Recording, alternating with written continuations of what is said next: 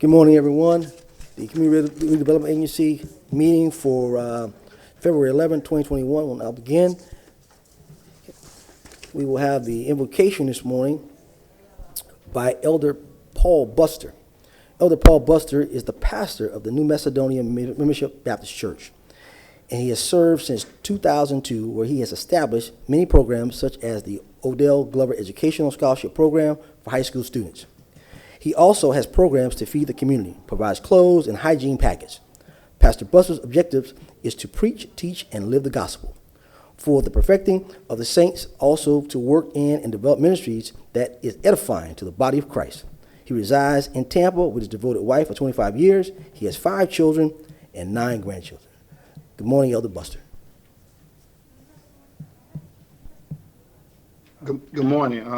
And we will first want to thank the City Councilman Orlando Goose for this opportunity to lead this meeting and this prayer. So we just ask that we all bow our heads. And Father, we thank you for this day that you allowed us to see.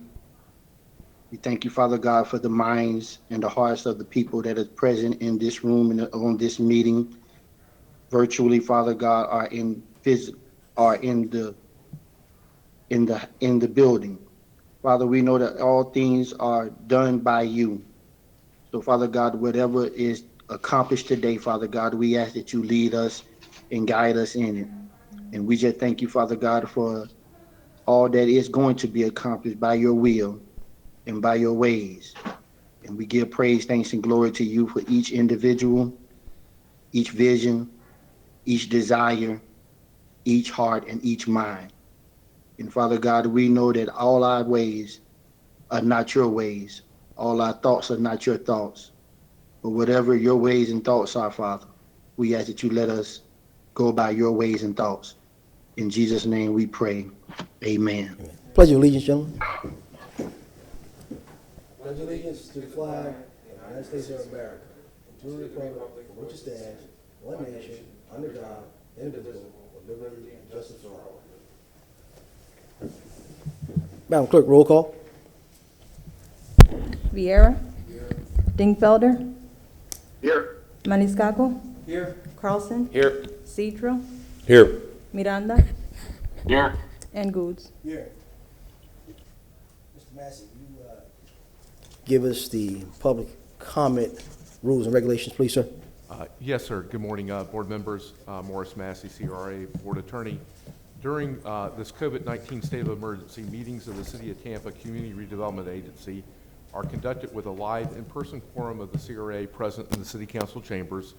However, in response to the COVID-19 restrictions, members of the public are encouraged to participate virtually through video teleconferencing, referred to by Florida statutes. Mr. Massey, you're talking. We can't hear him. You can't hear? Can you hear now? Can't hear Mr. Massey. Can't hear Mr. Massey. Can you hear me now? Yes. Okay. During the COVID-19 state of emergency, meetings of the City of Tampa Community Redevelopment Agency are conducted with a live in-person quorum of the CRA present.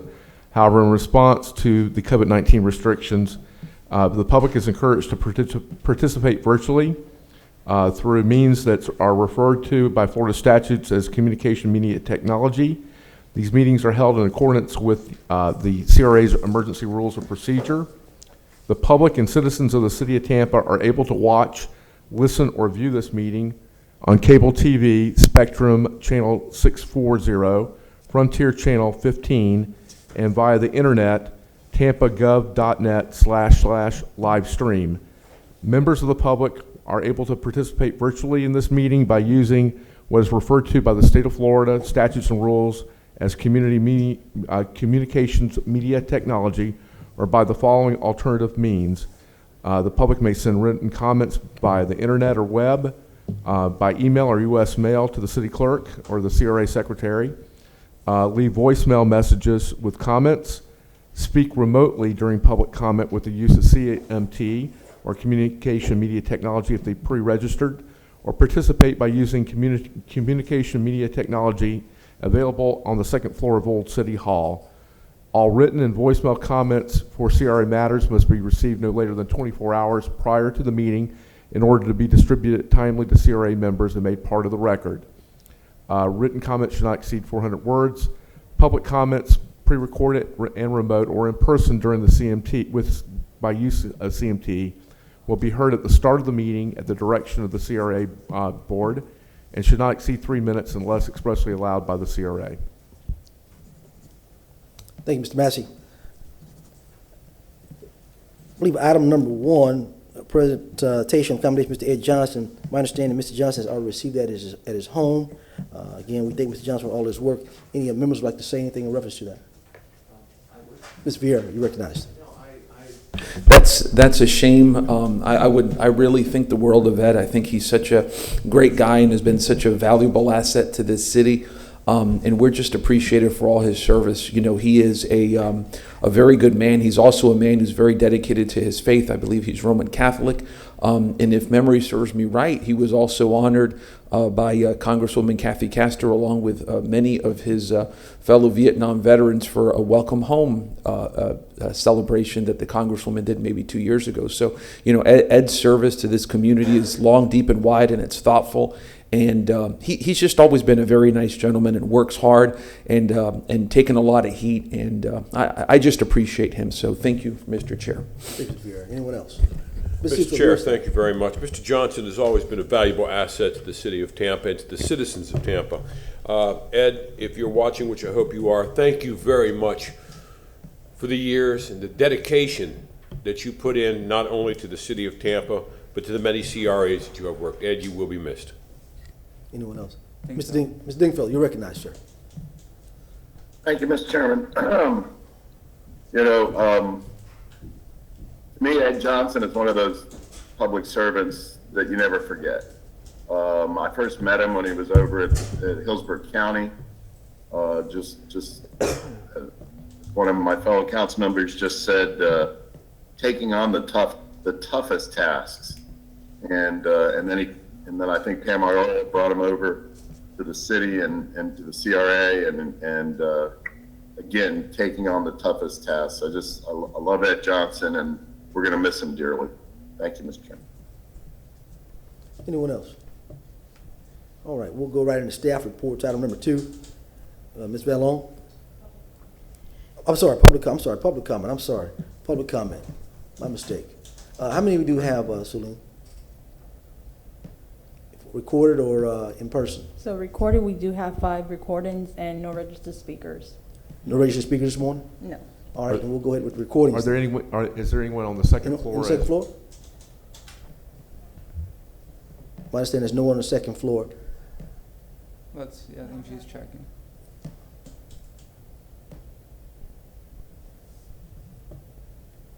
Hi, this is Angel D'Angelo, and I'm actually calling for the CRA meeting. I am calling out of some concerns, something I'm hearing in the community that I hope is not true. There's an attempt to take over the CRAs by elected officials. If that's the case, I just want to put in my opposition to that and say I support community-ran CRAs. We want to continue having community leaders in those roles that actually live in and represent the community. So I am just voicing my concerns about this rumor, hoping it's not true, and wanting to put it on the record that I object to any efforts to take over the CRAs by any elected official or government body other than the current community members that we entrust in those roles now. Thank you. Well, let's go ahead. We already started recordings. I think they're already going. Let's finish the recordings and we'll come back to those on the second floor. Yep.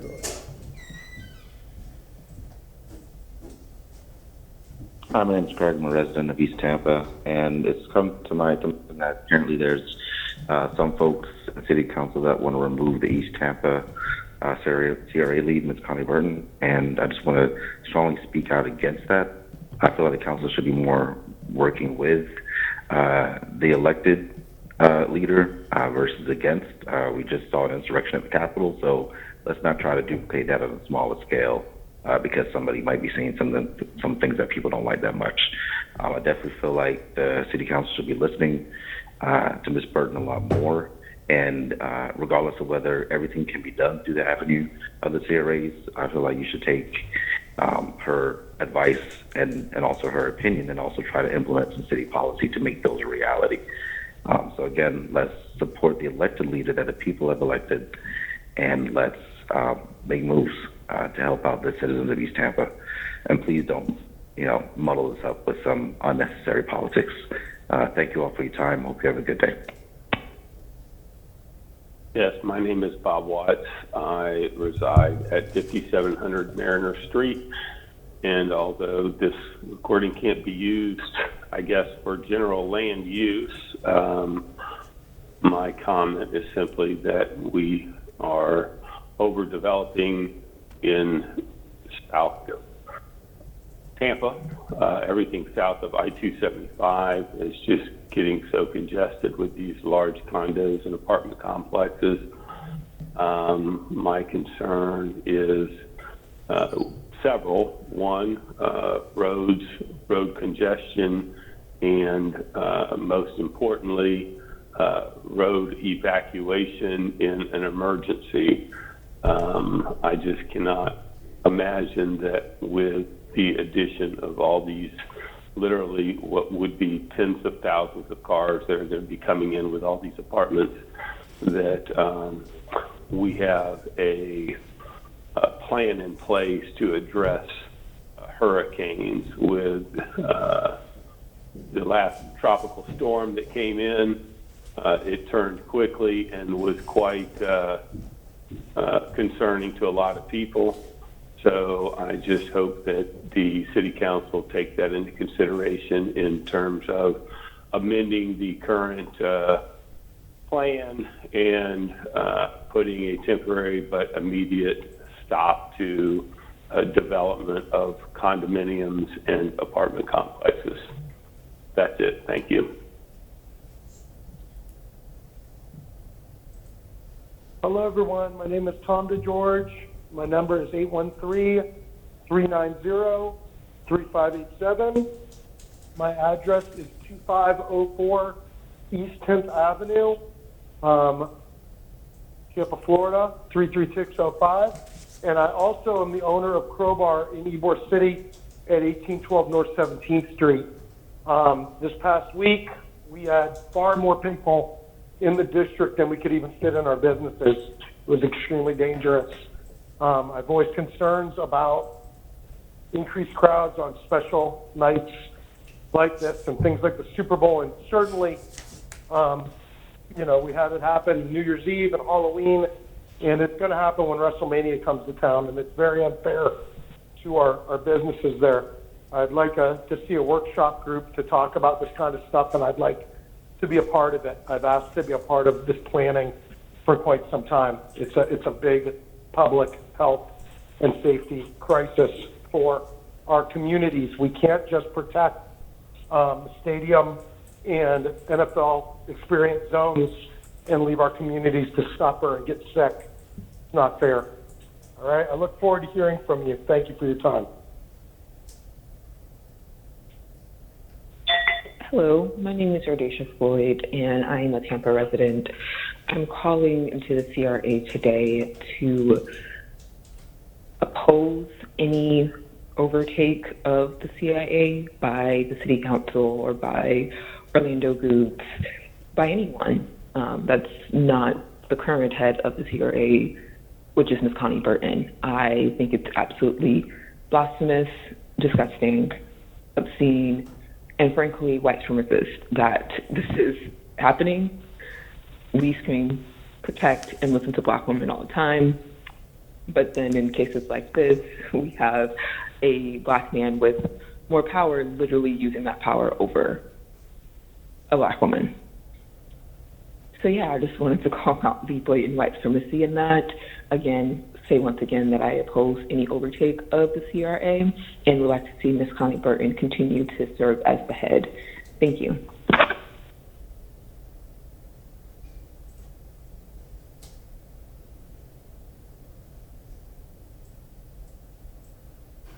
think that's it. Is that it? That concludes the recording portion of the public comment. All right, we'll go to the second floor for public comment.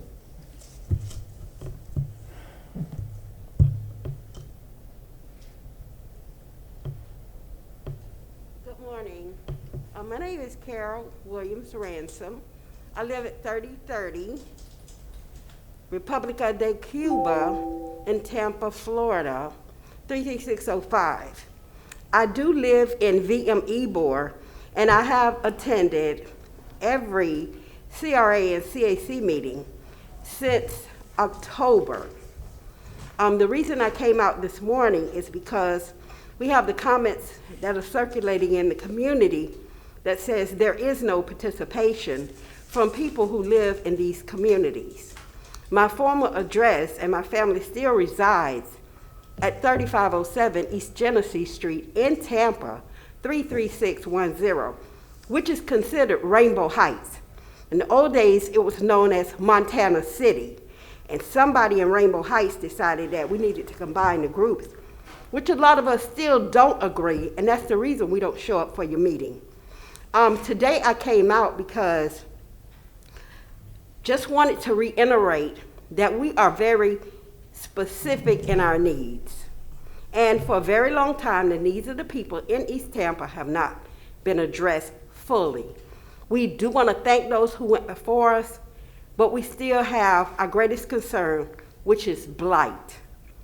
Had the blight already been reduced or eradicated, we would understand why City Council would feel that they need to change the process. But because we have extreme amounts of blight in our community, we believe that is why this was set up that way in favor of the CRA and the CAC standing the way it is. Had the blight been reduced or eradicated, we would understand that you would want to change the process or the procedure, but that has not happened. We're asking today that you would keep the established process in place so that we can do the work that needs to be done. You know, I'm the chairperson or the subcommittee head for aesthetic and beautification. I cannot tell you how many emails we've sent out to the Neighborhood Crime Watch Association for their participation. No reply, no response, no attendance. So we're here today again to ask them, we'd like to see you show up, but if you don't, we do intend to move forward to eradicate or reduce the blight in our community. And I thank you so much. Thank you.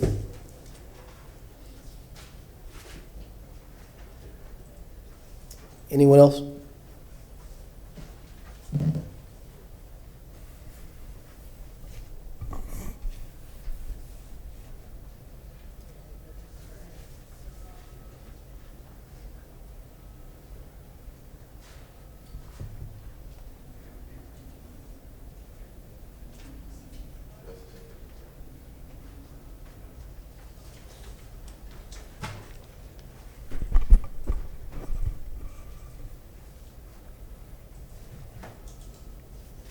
Whenever you're ready, sir, you state your name. All right.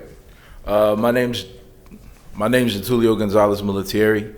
I just want to give a shout out to the lady who came up before me. That's called environmental racism. For those that don't know, you should look that up. So anyway, good morning to the members of City Council. I'm here in support of Ms. Connie Burton and the East Tampa CRA.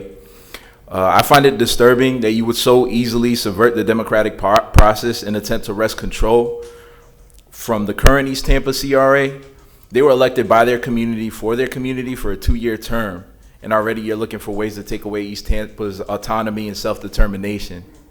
How would the gentlemen of this council feel if you were kept from representing the constituency you were elected to represent? Chalk this up to idealistic naivete, but representing the interests of those who you were elected deserves to take precedence over the business interest that falls outside of your respective constituencies. I'm just saying. I'm told you would fill the board with people whose interests are in direct opposition to the community stakeholders. I'm asking the gentlemen of this council to reconsider the clumsy course of action you're taking and to opt for a more collaborative and supportive role in your dealings with the East Tampa CRA. Thank you. Thank you, sir.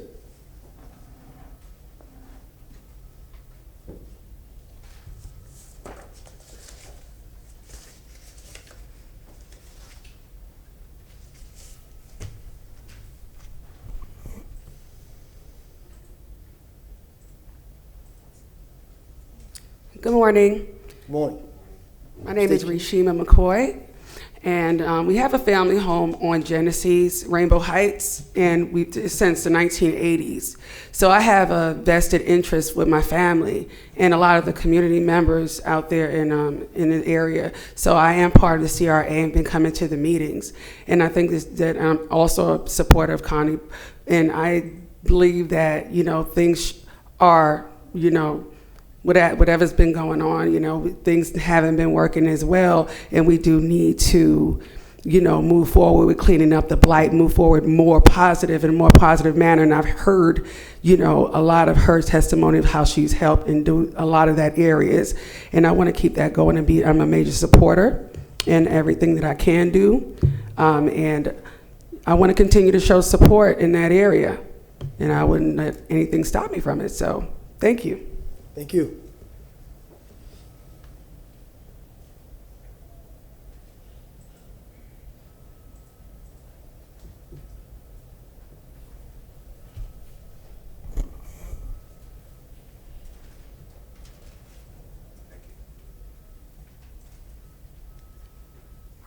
Morning, Mentisnat. Uhuru. Uhuru means freedom in Swahili. And we say we as African people should always be thinking about our freedom and moving towards our freedom. And I'm gonna tell you something, it's a garbage city council. I've said it in the past, I've said it yesterday, today, I'm gonna say it tomorrow. It's a garbage city council. You got a garbage building here that you can't even get the sound right. You can't even get the procedure right to know it's 100 people down here waiting to talk to you, but you don't even know the procedure and the formalities in which to go and where to go with it. And the fact of the matter is, you keep removing the ball and the goalpost, not only the goalpost, you keep removing the ball and the goalposts away from African people. I remember it used to be a time I used to come down here, Perry Harvey used to be down here, and two of the other city councilmen used to be down here, and they ain't like black people to speak. They don't like black people to show up. So what they used to do, tell you shut up and sit down, arrest you, put you in chains, like you was on an MF slave ship. They nasty. And now we getting a little bit of power in East Tampa. Orlando Ghouls, you need to stand up to this and leave this the way it is. Stand up for our people. Don't let these white folks push you around. Stand up for our people. Stand up for our people. Stand up for our communities. Our communities ain't seen no change. Obama talking about change. Different people spoke about change. In George Floyd, they talk about change. But our communities are seeing no change. We're seeing no change, and it's time for a change. And Sister Connie Burton is the future. Sister Connie Burton is the embodiment of African people. Sister Connie Burton is the hopes, the dreams, and the aspirations of African people. And Orlando Ghouls, you need to recognize that. And whosoever want to change this CRA situation, this CRA been going, they say, for 17 years. I'm the heart of East Tampa. I'm the king of East Tampa, Crunk Man, the king of East Tampa, and ain't not one MFing thing about no damn CRA. Why is that? Because they ain't doing no outreach. And now when you come to the meetings at Reagan Park, it's packed to capacity. They always have to go and get some more chairs because there's too many people in there. It's not what they expected. It's not what they anticipated. Hey, Orlando Ghouls, stand up for our people. Leave this just the way it is. And whosoever else want to change this, we're saying no. The African community is saying no to this. Sister Connie Burton is the embodiment of Africa and African people, our dreams, hopes, and aspirations.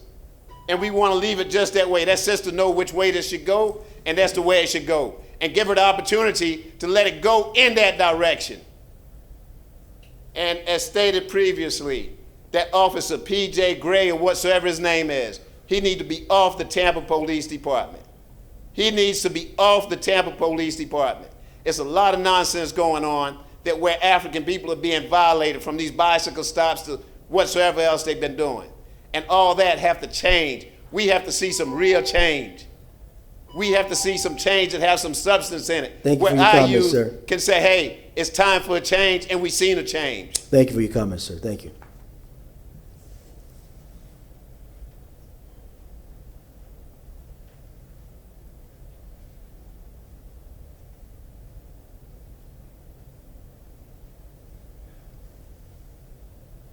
Chairman, the point of order.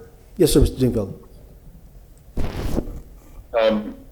I believe our city council rules state, and I would presume that our CRA rules state that any comments from the public should be directed to the CRA board as a whole, to the community as a whole, and not directed to any individuals or individual members of the CRA board. Thank you, So anybody who's watching, we would urge you to not direct your comments individually to anybody. Let's keep this civil. Thank you.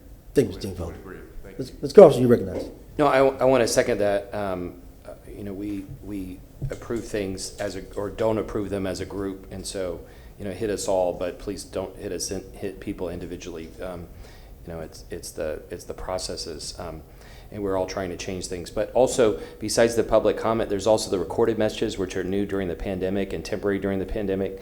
And there was at least one that attacked one of my colleagues, and I wish we could come up with some policy on how to address that. Maybe we can warn people in the before they leave messages that's not supposed to be there either. And I guess there are other rules as well, but we should try to address that in voicemails. Thank you.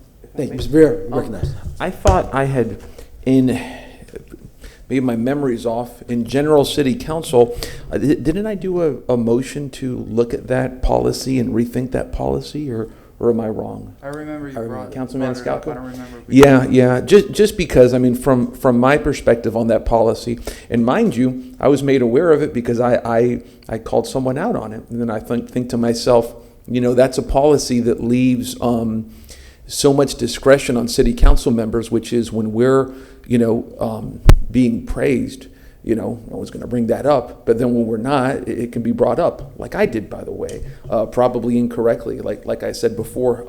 So, you know, if we do look at that policy, there are potential legal issues that are there, and I would just hate for the city to get in trouble from it. Just my perspective, and I say that as somebody who, again, did what's happening today. And then I thought about it and I went, you know what? That's a policy that leaves a lot of potential errors. So just my thought. Understood. That being said, again, I support my colleagues, just like my colleagues, I'm sure, support me. Thank you. Thanks. Just for the record, this meeting is governed generally by the City Council rules of procedure. There are some differences since we are in the COVID-19 setting. We have special emergency rules for this body that are a little bit different than the City Council rules, but generally the same rules of procedure govern this meeting as govern your City Council meetings. Mm-hmm. Thank you, Mr. Massey. Ma'am, you can state your name and we're going to continue. Hi, good morning. My name is Kieran Moni, and I reside in the zip code of 33617, which does make me a resident of East Tampa. So I am also here to speak on behalf of the CRA, which stands for Community Redevelopment Agency.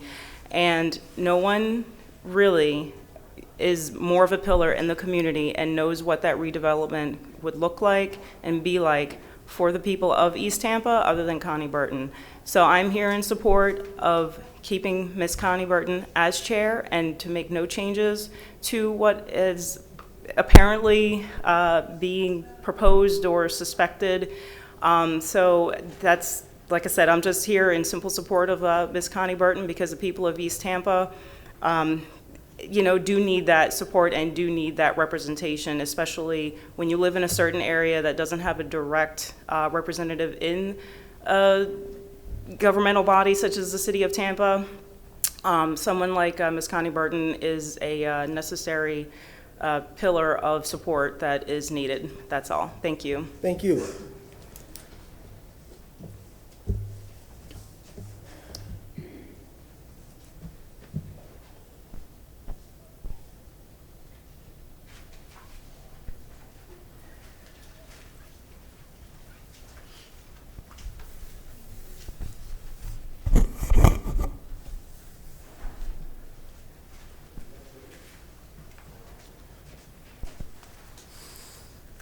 Good morning, sir. State your name. Good morning.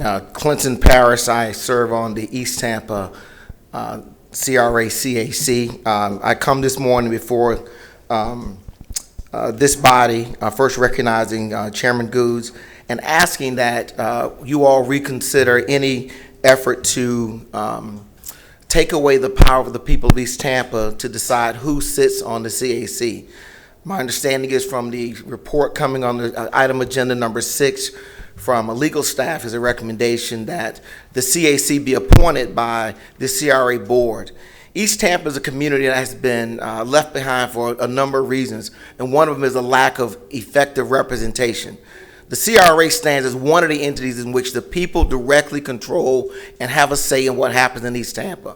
And for the CRA board to consider itself better suited, more knowledgeable, and equipped to make those decisions seems a little parochial to me.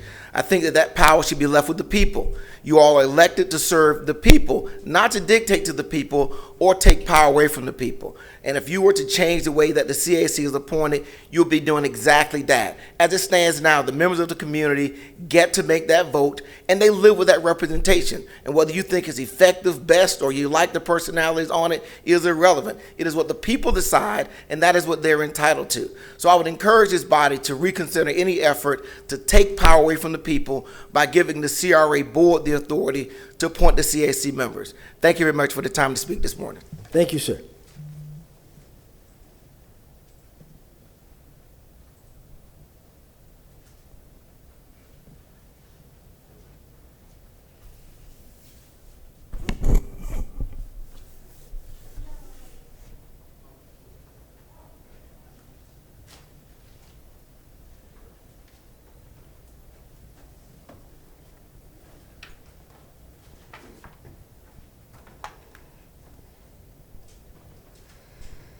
Yvette Lewis, President of the NAACP Hillsborough County Branch and resident of East Tampa, born and raised. Good morning, City Council, CRA Board.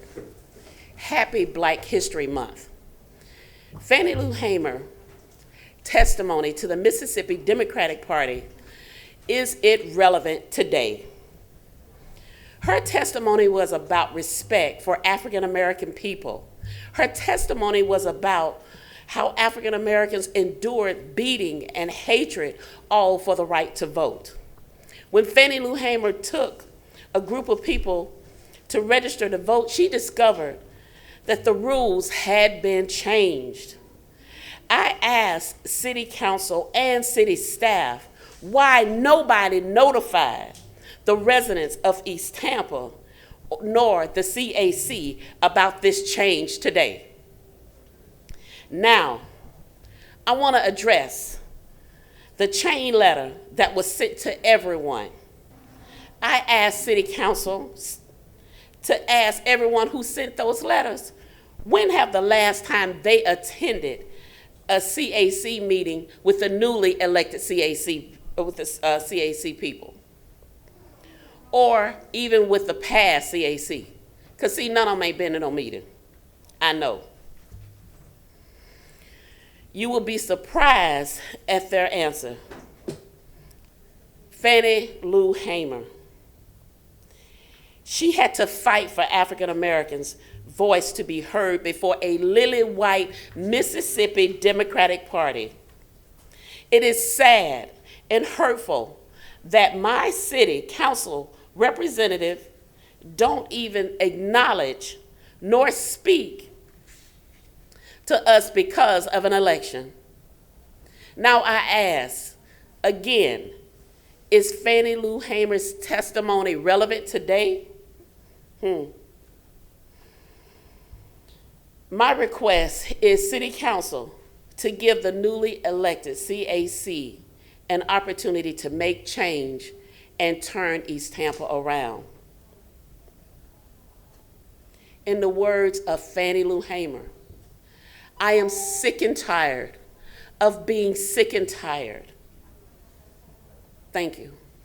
Thank you.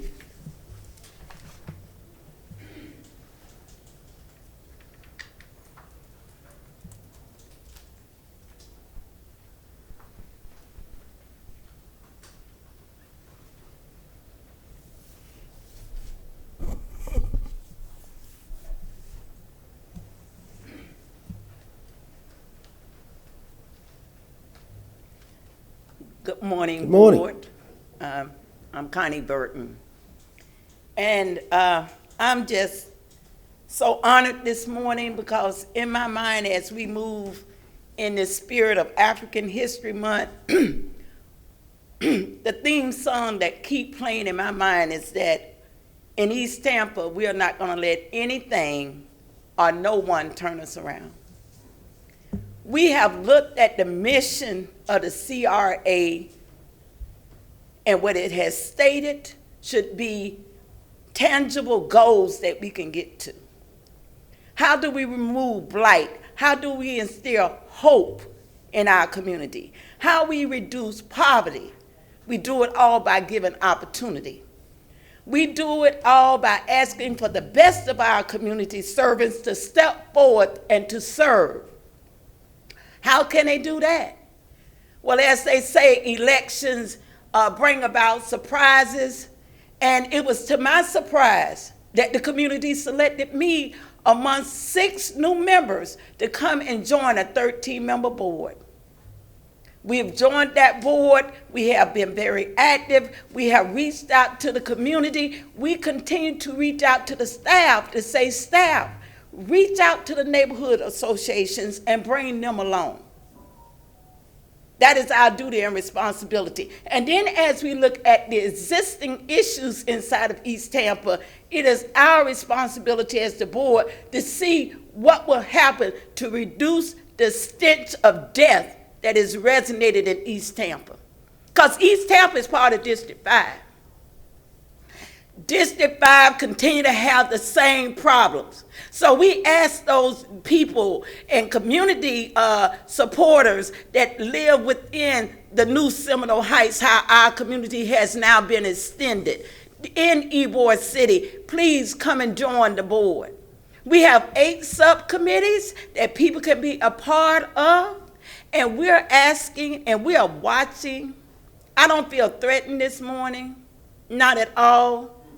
Because I know at the end of the day, we all gonna get an evaluation. Some of us gonna be evaluated at the poll, and some of us evaluated daily in our community when people are asking us to help them solve these problems. So the board is moving forward, working with the city staff, calling them constantly, speaking to Mr. Bennett, asking that we be able to create new ideas in the community. We have a building over there in East Tampa. We say if some of these programs can't come to East Tampa that's offering a job opportunity, let's bring those programs and bring those systems to our community. We want to open up the building at 3600 Lake Avenue so we can do such things. We know young people are killing each other. We say, how can we develop a leadership team inside of our community? We got ideas. We're going to activate on that idea only if we have 6 months or another 18 months. We're not going to be deterred by anything. And any attempt to undermine the democratic process, it is all going to be noted, and it will all be accountable for all of us. Thank you. You're welcome. Thank you. Mm-hmm.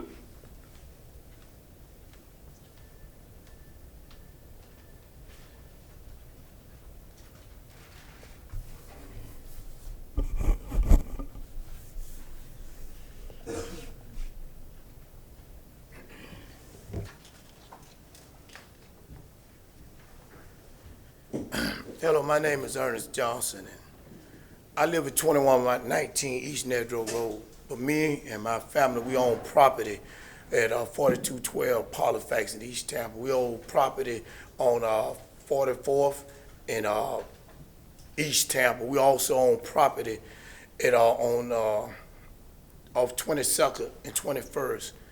And we can't utilize our property because of the things that's been going on with these boards, code enforcement and things like that. And what concerns me most, I'm here to say that why when Miss Connie Burton become a chairman of a board, you move the goalposts. You move the goalposts so far out of reach that nobody can even kick a field goal. And that troubles me because I pay taxes on a lot of property in Tampa for what? For every time we want to utilize people in our community, the CAC, the CRA, and I go to these meetings, these home associations are concerned about one thing, crime, and that is good. But our community, with this board set up in the CRA, we're not concerned about crime. We're concerned about economic growth, prosperity, and betterment in our neighborhoods, making our neighborhoods bigger, brighter, and better.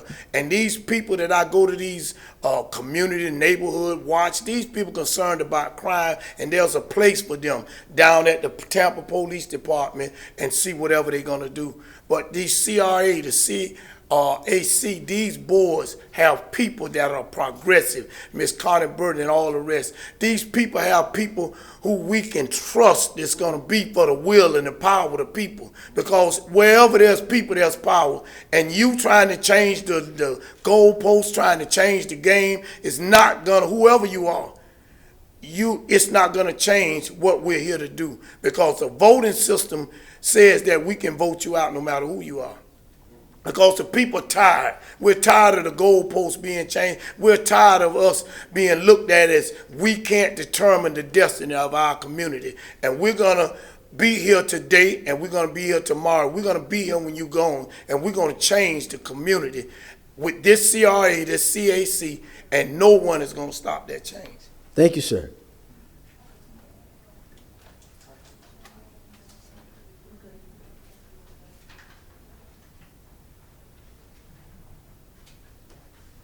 How many more speakers do we have?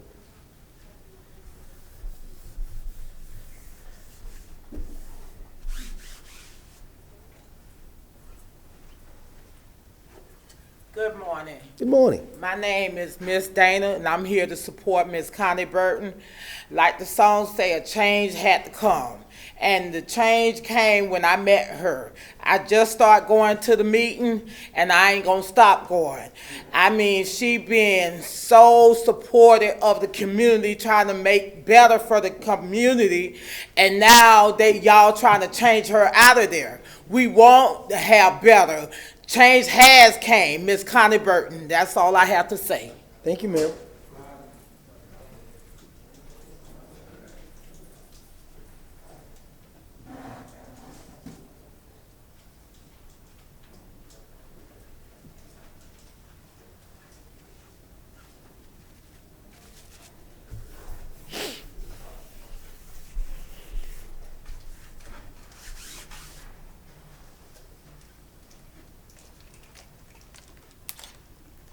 How y'all doing?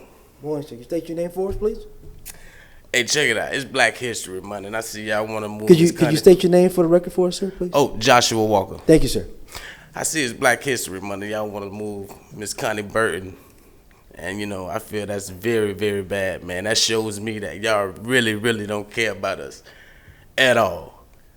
Y'all don't care about us. I'm going to be honest. You know, a lot of things going in East Tampa, a lot of things we need done, and I don't see no help from none of you guys. I don't even see you guys passing by the neighborhood, waving your hand up, throwing your hand up. Hey, how you doing? None of that. If you guys really care, you guys would be in East Tampa. We'll see your face. We don't see your face. I don't see, Orlando, I see your face. But the other guys, the other 3, 4, 5 up there, I don't even see their face. I don't even know who they is. I'm going to be honest. The worst thing y'all want is people like me coming up here, because we'll take it over. And when I say take it over, I mean we'll get them votes to come in. And all you people that's on staff will be gone. 0. Let's go. He want me to finish his time out. You can't, Mr. Daniels, you can't speak. You've already had your time per the rules, so I can't allow you to speak. Okay, well, I finished my time out. Hold on one second. Point of order. Hold Okay, on. the gentleman's time is not up. You can't speak for him, sir. I'm not speaking for him. He's giving me a minute of his time. Now, the other day at the convention center, you gave somebody 3 minutes of somebody else's time that wanted to speak. Y'all have to get this rule together, and you got to get it right. Plain and simple. Hey, one time y'all say you can give the person a minute of your time. Under general public comment, 3 minutes are allowed per speaker. There's not you don't have a waiver, you don't give time. It's subject to the chair and the board's discretion to give additional time if they want to, but unless they give it to you, you only have 3 minutes to speak per speaker. Well, that's why this man is succeeding, a minute of his time to me. You can't do that at this point in time, no. Why was that being done in other places in the convention center and right here upstairs? It was done in connection with zoning hearings. There are special rules for zoning hearings. Forth, sir. He could have been doing his time. All right, this is what we're going to do, okay? Well, Mr. Massey, in the future, can we have a printed policy in the in the downstairs area. Yes, sir, So we people can. can know what the exact rules are when it relates to public comments, how many minutes they have, if someone is speaking, whatever the rules are. Let's have that posted down there so Yes, people sir. can know what the rules We'll are. be glad to way do we won't that. have any discrepancies that we have I right think now. I'm gonna have it packed in here like next week with number of black people here like me. That's what I'm gonna do. Thank you, sir. We gonna appreciate get your it right. comments. Thank you, sir. We're gonna get it right, baby. Well, we're gonna do it. Thank you, sir.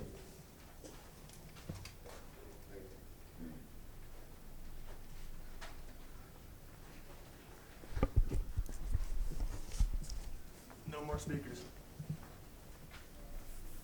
Any more speakers? I believe that's all the public speakers. Ms. Vallone, is that all the speakers down there, Ms. Vallone? Good morning, Michelle Van Loan, Community Redevelopment Department. Is that all the speakers Yes, down there? that's the end of the All right, speakers, sir. Thank you, thank you, thank you. We'll move on to staff reports. For our community speaker this morning, we have on the phone our chair from the Ybor CAC, Mr. Chris Wojciech, and if you can hear us, please start at your leisure. Thank you very much. Appreciate that, Michelle. Chairman Goods, board members, thank you for having me. I'm Chris Wojciech. I am the chairman of the Ybor City Development Corporation Board of Directors. We act as the CAC for CRA 1 and 2 in Ybor City. Since our last report by Vice Chairman Steve Barbas in September, we've moved the ball on a number of initiatives, and I'd like to hit on some of those. And then, of course, secede time for any questions that you have that I can answer. Starting with some strategy items. We, this summer, actually in September, the CRA board approved our 2020 vision plan. And in October, that 2020 vision plan won an award of merit by the Hillsborough County Planning Commission. So thank you very much for your support of that plan. And we've been driving a number of activities on that plan. Included there are the planned improvements to 7th Avenue streetscape, extending the 7th Avenue streetscape from 22nd Street out to 26th Street into East Ybor, which will be a very welcome addition and help drive additional economic development east of 22nd Street, which I think everybody would welcome. We also have there a gateway monument. That project funding has been allocated for that project, and we anticipate that it will start in the spring or summer. Along with that, the replacement of the 7th Avenue archway lights and extension of those lights all the way out to 26th Street again into East Ybor, helping to drive additional economic development in that area would also begin at the same time. The other strategy item that we have that we've been working on is a security strategy. That security strategy is currently under review by Ms. Van Loan and city staff, and will eventually come to this board for their review and approval. We will then execute an action plan against that security plan.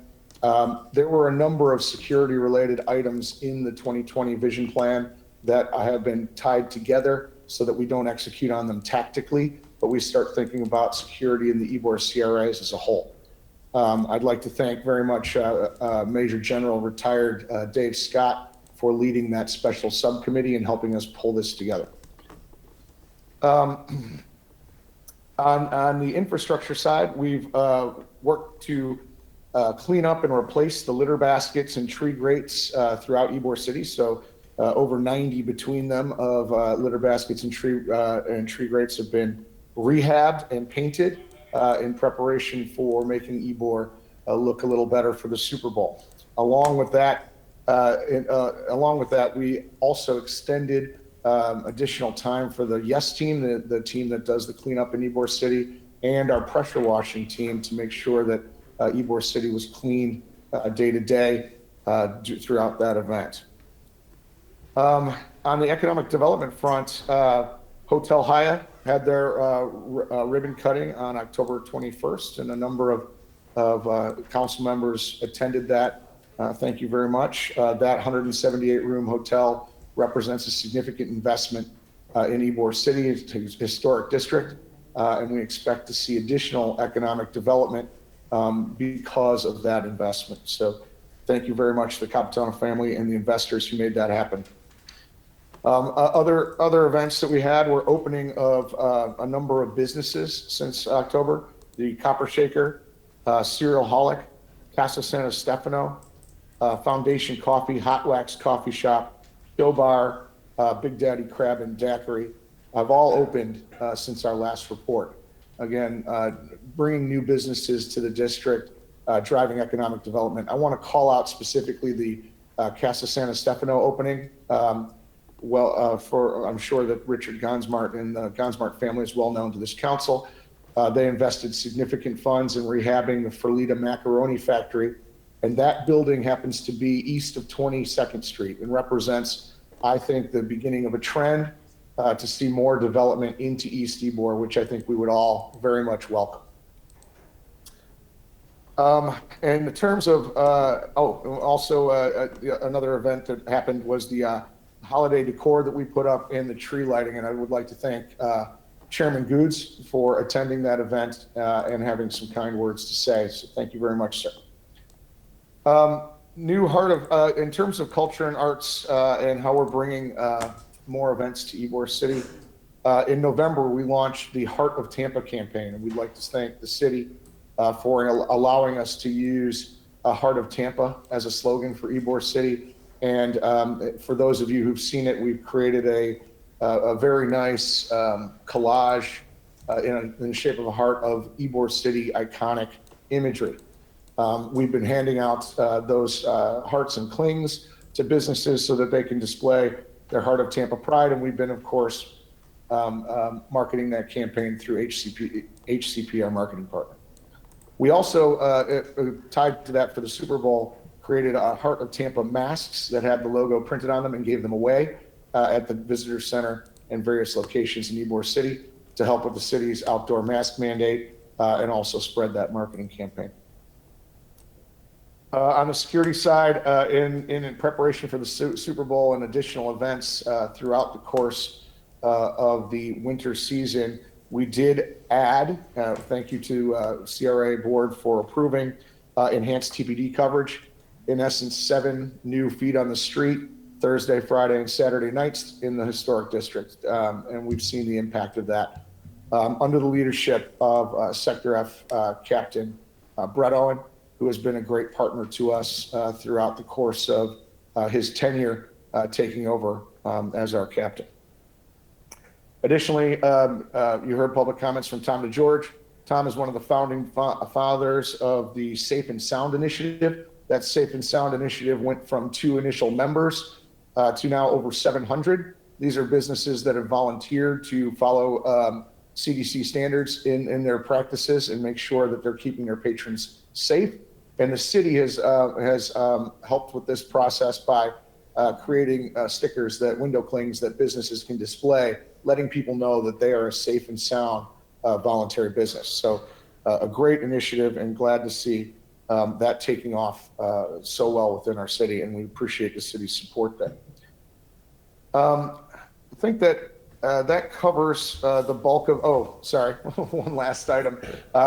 In early December, I met with Councilman Goods and Mayor Castor and to discuss some of the key priorities for Ybor City moving forward. We talked very much about how much we appreciated the city's partnership and what we've been able to achieve so far, and look forward to that continuing partnership into the future. On the infrastructure and development side, we talked about brick streets, FLU changes, construction efficiency, and leveraging Ybor City as a test case to help make the construction and permitting process more efficient. Affordable rent. One of the things that Ybor City suffers from versus some of the other CRAs is most of our residents of Ybor City are not owners of the homes or apartments that they live in. They are renters. How do we help them as opposed to just focusing on landlords? We talked about safety and transportation, our district security plan, which we just talked about, redeveloping surface lots and affordable parking, and then culture and arts strategy, which is an upcoming initiative that we're going to work on, public art, and of course the Heart of Tampa campaign. Thank you very much. That concludes my presentation. Any questions or comments? Any questions, any council members? Mr. Chair, if I can, please. You're recognized, Mr. Thank you very much, Mr. Chair. Chris, great report.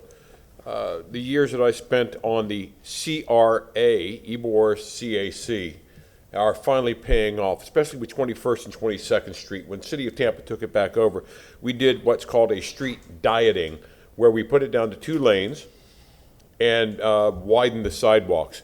And you are correct. Casa Santa Stefano is just the first business to go in that area for the rejuvenation of 21st and 22nd Street. And by the way, Chris, I'm sure that Fran Constantino is doing a happy dance because of the streetscaping and the gateway at 26th Street. Thank you for that report, Chris. Any other members? My pleasure. Thank you, Councilman. Ms. Dingfelder, you're recognized, sir. Thank you, Mr. Chairman. Chris, thanks for obviously a lot of work that you're putting in to the CAC, and please thank the rest of your members. I noticed on our staff report, and I'm not sure if you brought it up in your report or not, this suggestion about requiring that parking lots be continuously attended into the late night hours of Thursday, Friday, and Thursday, Friday, Saturday. I would presume that that too is an additional security measure, because I think a lot of unfortunate issues probably do happen in the parking lots in and around Ybor. So I'm not going to vote or judge on that, because obviously that's something that City Council needs to look at as a modification of Chapter 27. But my question to you is, I know there's some major players that operate some of those parking lots, and I might guess that there might be some minor players, just maybe a family or something that has 10 spaces or something like that. And I just want to make sure that that you and staff reach out to, I'm sure the major players are aware of it, but make sure you reach out to the minor folks too, and make sure that we don't have a negative, impact on their business and their opportunities. So thank you very much, Councilman. I appreciate the question and comment. I'll just respond by saying, I'm not aware of a lot of minor players. However, your comment is noted, and we'll make sure that staff reaches out to them. In terms of our request on the staffing of parking lots, that actually is already a requirement.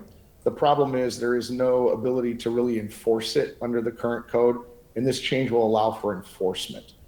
So that also means that code enforcement and TPD have discretion in their actions as well. So that I just wanted to make sure that was clear. That is currently a requirement. Everyone who operates a lot is supposed to have an attendant during those times currently. Just we don't have really an enforcement mechanism. Okay, and on a personal note, Chris, remind us what is your involvement in Ybor? Are you a business owner, or are you a resident? What brings you there? That's a terrific question. Thank you for asking that. I am a full-time resident of Ybor City. I own a home here. We built it, bought an empty lot in 2014.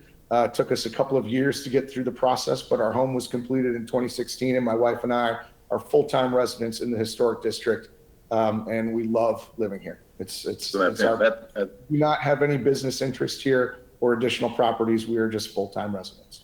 That's fantastic. You are urban pioneers, and we appreciate that greatly. Mr. Citro and I are both members of the Ybor City Rotary Club. We meet at the Columbia every Wednesday at noon. So feel free to come join us as local residents. Thank you. Thank you very much. I appreciate that. Ms. Vieira, you're recognized, sir. Thank you very much. I just wanted to thank you and everyone on that board for all the work you do for Ybor City. You mentioned one of my favorite people on God's earth, Steve Barbas, who's a good friend of mine and a very valued colleague, and I appreciate all the work that people like you and Mr. Barbas do for Ybor City. and that Mr. Citro did previously in his role in that CAC, and that our councilman and chair of CRA, Councilman Goods, does for Ybor City. That's a wonderful place, and I'd always encourage, just all city council members to always stay in touch, especially right now during this pandemic. Ybor City is being so acutely hit. It is, and I think Councilman Citro brought up a motion on this a couple of months ago in City Council to give it light. The entertainment venues and whatnot in Ybor City are being so, everybody's been adversely affected in every business and enterprise by this pandemic and COVID-19, but Ybor City has taken such a unique hit because it's so disproportionately dependent on these entertainment venues. So in that regard, you all have had such a just difficult climb and whatnot. So, but just, always stay in touch with Ybor City folks. I know I set up a call with our friend Richard Gonsmart like maybe 2 weeks ago to speak with him. I joked that I don't like to call him every 4 years, if you know what I'm saying. And I always like to make sure that we have boots on the ground and we know what's happening in Ybor City. But just thank you guys, especially now during COVID, when again Ybor City's been so disproportionately hit, and we got to always have all hands on deck. So just wanted to say that. Thank you, sir. Anyone else? Chris, let me point out a few things that calls I've received, and I'm hoping that the CAC will be looking into them. The parking lots behind a lot of the bars in Ybor City. I did call the mobility department about checking out the lighting. There seems to be an issue with lighting in those parking lots. Those parking lots have been having a lot of issues after bars are closing, sometime midpoint through the hours. So I'm hoping that the CAC will look at how they can work with mobility or come up with some kind of idea to illuminate those parking lots. Also, security in those parking lots, be it cameras or what have you.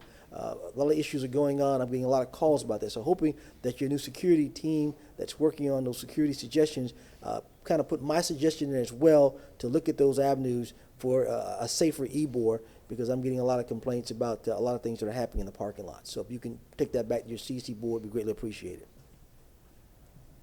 Thank you, Chair. I appreciate that. And if I may make an additional comment along that line, we've been talking with TPD and we've installed, or are in the process of installing 10 additional cameras to give them greater visibility within their central command center of Ybor City.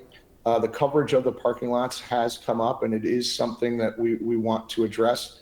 TPD is also taking a strategy of closing the north-south streets on Friday and Saturday nights on a set schedule, which will help, which will put squad cars at those intersections on the north-south streets, much closer to those lots, and hopefully we'll see some improvements there. But your suggestion about working with mobility on lighting and also working on camera placement is noted, and we'll work with staff to make sure that we take that forward. Thank you very much, Mr. Chair. Thank you for all you do, sir. That concludes My your pleasure. report. Item number 3, staff reports, Ms. Vallone.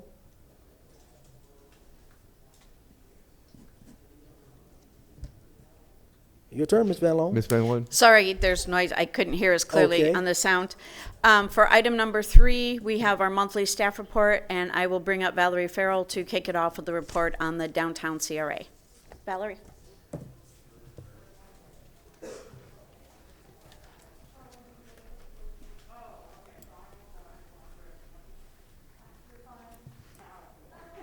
Good morning. How is everyone? Morning. Good. I would like to say it's a great week to be in Tampa Bay. We certainly had all of the celebrations in all of our communities, and the economic impact is certainly something that we're excited to have measured and see reported on. It was an opportunity to showcase all of our communities, even though we do recognize we still have work to do. The world was watching, and they certainly loved Tampa. So I'm proud to be here and work alongside all of you. If we could pull up the PowerPoint. Thank you. I'll get started with downtown. Direct activities this month was the completion, mostly around Cass Street and Tyler Street. The road work at the Straz Performing Arts Center is mostly complete. And also the Riverwalk at the Straz Performing Arts Center is complete, and the new section at McKennis connecting Cass and Tyler Street is mostly complete. You can see those photographs here in the presentation. Also, that kind of carves out that new block for the AER tower, which is about 2 to 3 months from actually pulling their building permit. That, just to remind everyone, that is about 275 units, 26 stories with about 11,600 square feet of retail restaurant space, and they will be providing about 476 parking spaces within their building. So it's the road work and all of that infrastructure work around that site is very complete. I think there might be some cones and some barricades still there, but it's really neat to see that site come together so that they can start their construction on site very soon. Next, another direct activity is the Harbor Island Boulevard Bridge. This is exciting for us and all of our resident neighbor friends at Harbor Island. The flowers went in just a few weeks ago, actually. So these beautiful snapdragons are installed in all of the little medians and, in the flower beds going over the bridge. This, of course, is a short-term solution to help us get ready for our big event, Super Bowl, of course. We do have plans in the works for a long-term solution. We're working with our partners at the convention center and, of course, our private partners with SPP and the Marriott, the Water Street Marriott, to make sure we can come up with a long-term solution that will help us maintain those islands and keep them in operation for a long-term solution. Are there any questions for downtown? No questions. Okay, I'll move on. In Channel District, this is our continuous schedule, our work schedule for the Channel District improvements. You can see here we still are working on a few sets of plans that need completion, but most significantly we are getting ready for the Channelside Drive construction, which is scheduled to start next week. So you'll be seeing a lot of mobilization and construction crews out on the scene. They are starting south of the intersection of Kennedy Boulevard on the west side of that right-of-way, which is technically southbound. That construction, that entire build will take about 8 months, and we are still finalizing some of the roundabout design. So that's going to be the last portion of that construction project as we continue to work with the Port, Tampa Bay, and Aquarium on their new access, which will be a right to the east of that roundabout. So that is exciting, of course, to see that the construction will begin very soon. And that triggers several sets of projects. We're trying to work with the contractor and our design team to make sure we're staging those appropriately. But as you can see from the schedule, a lot of those are going to be hitting very quickly through the spring, summer, and fall of this year. So it's a very exciting time to see Channelside kicking off that set of projects in the Channel District. And next we have the CRP SAP update. The staff had an internal kickoff meeting with the consultant.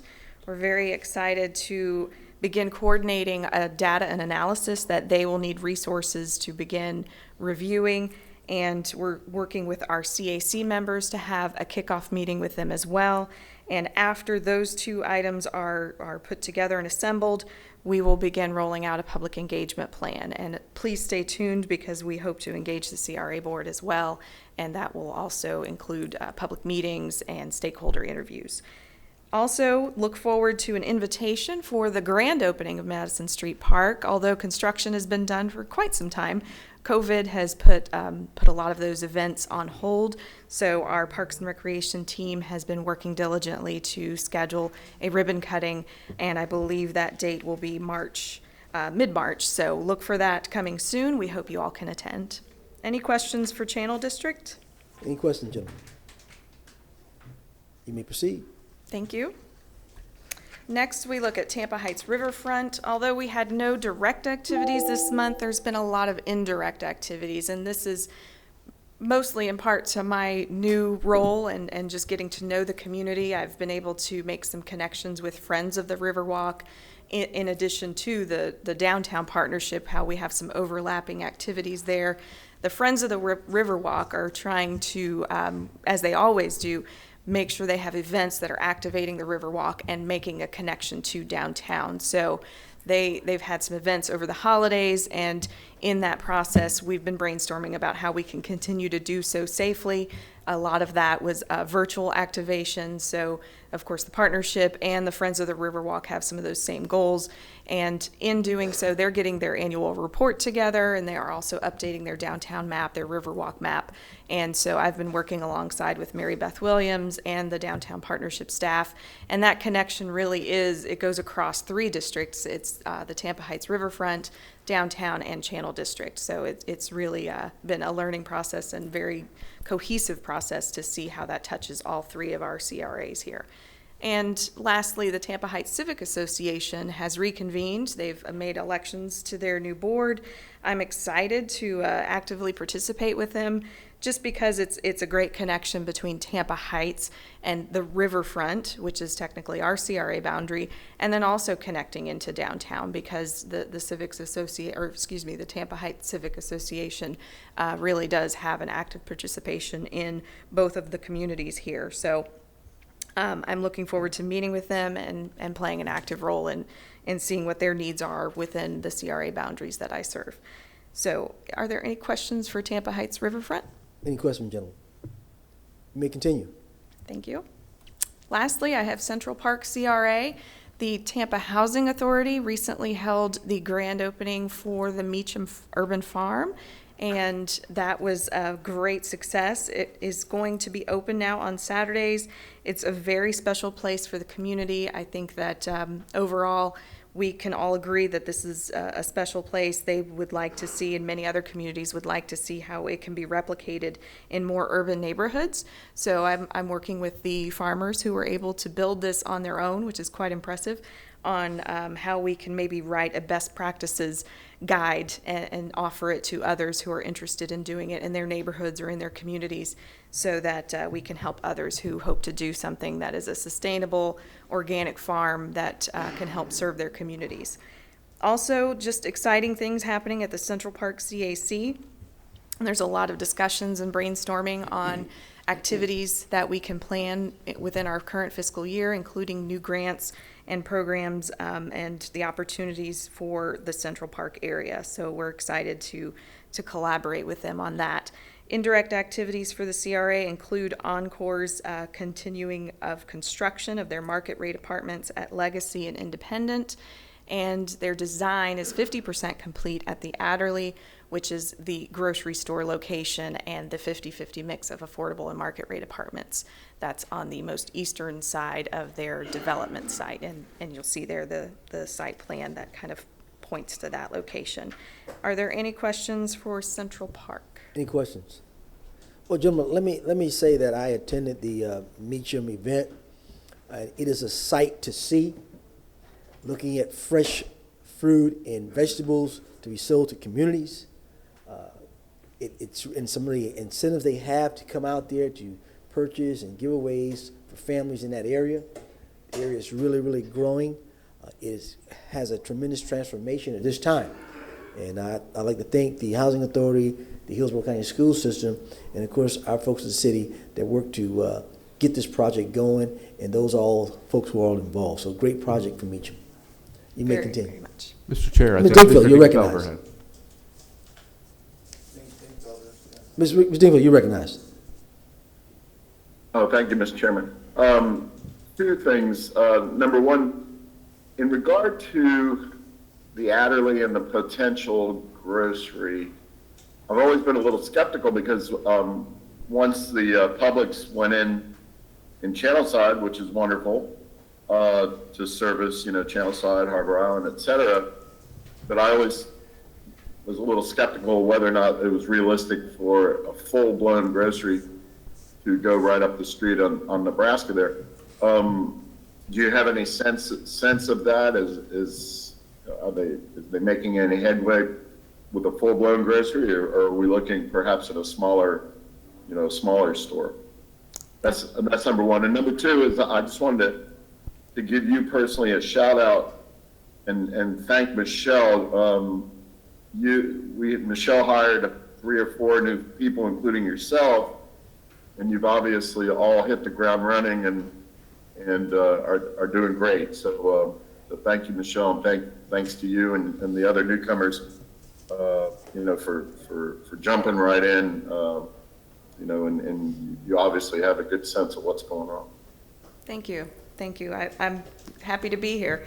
In regards to the grocery store, I have talked with the Housing Authority, and they recognize the space and the demand for the full size, full service grocery store might not be realistic in their space. So they are looking for a smaller scale, maybe a neighborhood market. And they are negotiating with several of those name brand grocers that could fit within the space that they have available. So they recognize their building size and their market may not be able to accommodate what is already in, for instance, Channel Side or Channel District, as well as the Greenwise that is now opening at Water Street. So they are negotiating with smaller brands to see what can work within their building footprint. Good. Yeah, and I wanted to give a shout out to the Housing Authority. Charlie and I were on council years ago when they decided to tear down Central Park and build Encore, and a lot of people were upset about it and this and that. Ultimately, I thought it was a great idea because Central Park had turned into a pretty horrible place. I used to teach the kids who were living there, and it was not a good place. And I think the Housing Authority has done a great job with this new program over there, and I'm glad to see that they're including mixed use housing for everybody. So just a shout out to the Housing Authority as well. Thank you, Mr. Chairman. Mr. Jeanfellow, on that note, you're right. Sometimes change is hard for folks sometimes, but then when you look at the forward thinking of it, look what we have down there. It's turned out to be a great place, and thank you for those comments. You may continue, Ms. Valerie. That concludes my 4 districts. If there's no other questions for me, I can now turn it over to Courtney, who is presenting virtually. Take it away, Courtney. Hi, thank you. Good morning. Courtney Orr, Ybor Development Manager for Ybor City. And for the direct activities in the month of January, the Ybor CAC held its monthly meeting and received a presentation by Hillsborough County School Superintendent Addison Davis. We covered the 7th Avenue Archway Lights and Sidewalk Enhancement Project with PICO representatives. And we reviewed and approved the final draft of the Public Safety Subcommittee District Security Plan. Additional topics covered included the Safe and Sound Initiative, which was founded in November 2020, that now has approximately 750 members and endorsed by the City of Tampa and Hillsborough County. We also approved the Hotel CAC seat application for Hotel Hyatt General Manager Pablo Molinari. And we approved funding reallocation to make possible the launch of the 7th Avenue Streetscape completion with Monument.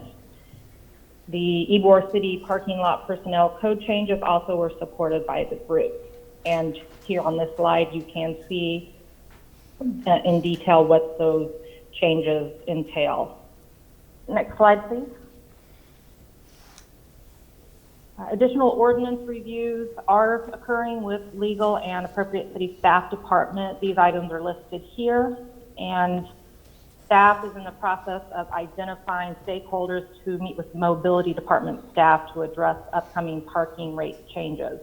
Mobility has been invited to present to the CAC about the decision to switch to on-street paid parking in January 2022. I covered these next items in the previous slide. The next slide, please. The Public Safety and Transportation Committee meeting included the following topics: off-duty TPD security requirements, of which City Legal drafted a memo for TPD to deliver to clubs and venues that are required to retain off-duty TPD officers in Ybor City, downtown, and Channelside. We welcomed Officer Jessica Campbell, who is one of the 2 new homeless liaison officers that started this past Sunday.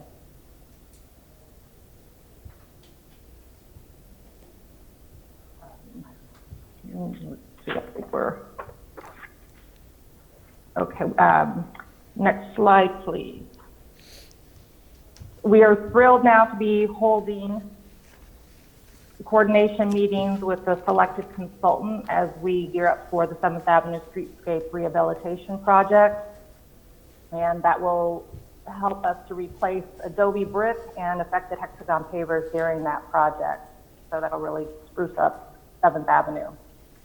And here we have listed pre-Super Bowl district improvement projects, as well as a virtual meeting that Captain Owen, who you'll hear from next, hosted for the community to provide information on Super Bowl deployment plans prior to the big event.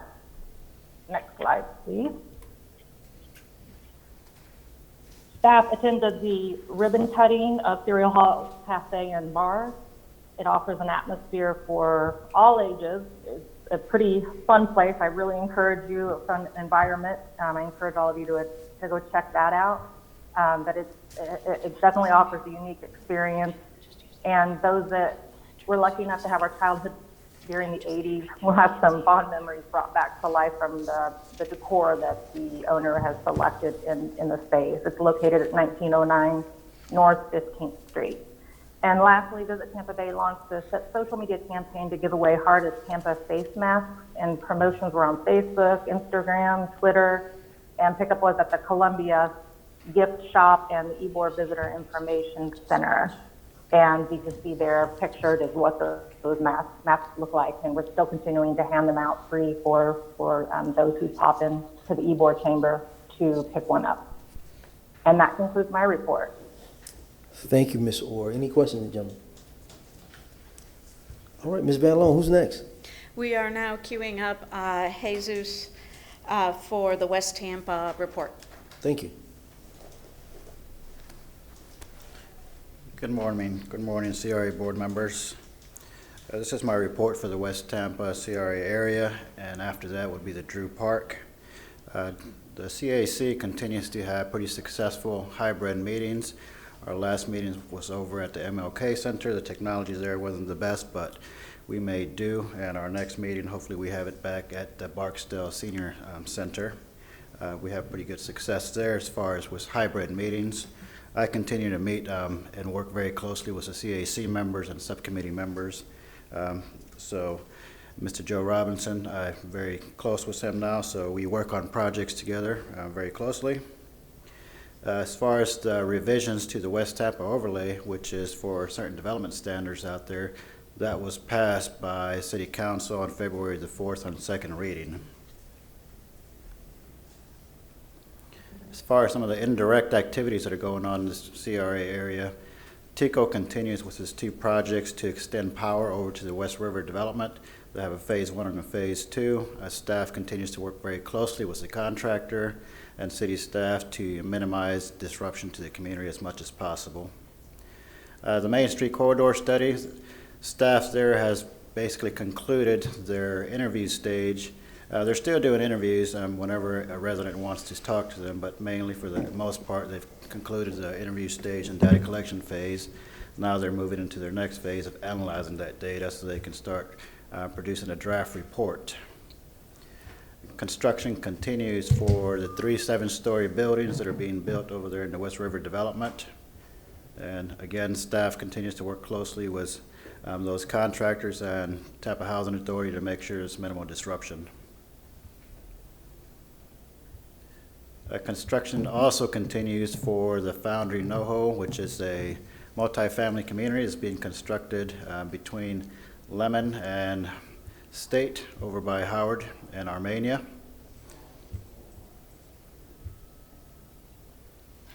This one is a pretty big project. It's right near Kennery by Rome. It's NoHo Square. Construction is continuing on that as well. These buildings are vertical now, and they're being touched up and outside for aesthetics, and they're still working in the interior units. It's like the other projects. We work very closely with those contractors and city staff just to make sure everything runs smoothly. And Mary Bethune Apartments, residents still continue to move into that beautiful redevelopment. Then over on Howard, we have the Tampa Veterinary Hospital that's under construction. I'm not sure if they're going to relocate their old veterinary hospital, but this one is being constructed there on Howard. Then the green spine, which is phase 2 in our area of West Tampa, that continues pretty smoothly. I was out there and it seems like it's basically complete, except for some beautification with landscaping, and it's being heavily used now by bicyclists and individuals that are walking out there. Then the construction of the $35 million Cypress Street outfall stormwater project, that's still continuing as well. Hopefully, once it's complete, flooding is reduced big time out there in West Tampa. Then the Goddard School, that's still under construction over on Kinnery. And that concludes for West Tampa. Any questions? Any questions, gentlemen? Mr. Dingville, you recognize. Thank you, Mr. Chairman, and thank you for your report. One question, one comment. You mentioned about the undergrounding of power lines, and I think I've asked about this before, but remind us what the mechanism was to pay for undergrounding along Main Street and into that new, to that new project over there. Did the housing authority or the private developer pay for it? Did TICO share in that expense at all, or how did that work? That was number one. Number two. Yes, sir. Number two, on a lighter note, 1954, when our family moved to Tampa, we had a dog named Gigi, and we went to Dr. Avery in Tampa Veterinary Hospital on Kennedy, and it's still there. I'm sorry to see it moving, but I know that they need to upgrade because that facility's been around for many, many, many decades. Anyway, going back to the undergrounding. I think that's shared cost between TICO and the development over the related group and Tampa Housing Authority, and the city may be chipping in as well. Not sure the exact details on that project as far as the funding. Maybe next month in your report, just give us a little more update on that. But just because Yes, there's sir. other parts of town that have expressed interest in undergrounding, so. I'll bring it back. Ms. Carlson, you recognize. This isn't exactly CRA, but to the point, Mr. Dingfelder, you or somebody else passed a motion more than a year ago to ask staff to replicate the county ordinance regarding payment of undergrounding so that neighborhoods could pay for it. And I haven't heard any update. Does anybody know what the update on that? Because I have neighborhoods asking me almost every week about it. Yeah, I was wondering the same thing, Mr. Carlson. When I asked the question about West Tampa, I was thinking to myself, I wonder whatever happened to that ordinance we were working on. I know the Artico representative has changed in the meantime, but I'm sure we have somebody on legal staff. Mr. Carlson, Mr. Dingfelder, probably this is more appropriate to be discussed in the context of City Council, but I do know that legal staff has been working with TICO and with the City of Tampa departments on a pilot project, I believe, on San Miguel for the undergrounding of TICO facilities in that area as a model upon which to develop an ordinance to bring back to council. But I can make sure that my colleagues that are working on that project are available and can address you all and update you when you sit at City Council on that issue. So, Anyone else? Thank you, Morris. Thank you, Mr. Massey. You may continue, sir. This next report is for Drew Park, if it's up on the screen, I'm not sure. The Tampa Bay Linear Park construction is basically complete. The park is looking very nice. I see here and there individuals walking around on the sidewalks there. We're still maintaining the grass there and making sure it's nice and mowed. We have 2 signs that are going to be popping up pretty soon, so that'll add the final finishing touches to that park. Then over on Hesperides, we have a small sidewalk project that's being completed now to kind of fill in some of the gaps there. So as far as some of the other direct activities we have, we're concluding our draft of the updated strategic action plan for Drew Park. We have city staff reviewing it. We have the consultant reviewing it again. And as far as the CAC, they're reviewing it too, and we received comments from the community. So hopefully we incorporate all that into the draft, and we can have a finalization vote by the CACs and bring it before CRA board to conclude that project. It will have a big impact in Drew Park for the next few years, so hopefully we get it right. So we're trying our best to make sure we review it extremely closely. As far as indirect activity, the final renovations for some of the units and site beautification for the stadium center, which used to be an old steakhouse with big cows that were out there on Del Mabry. That's basically complete. Some of the tenants haven't moved in yet, even though they have signed leases from what I understand. But we do have the Guidewell doctor, our little emergency doctor there. They're up and running now, so we're happy about that.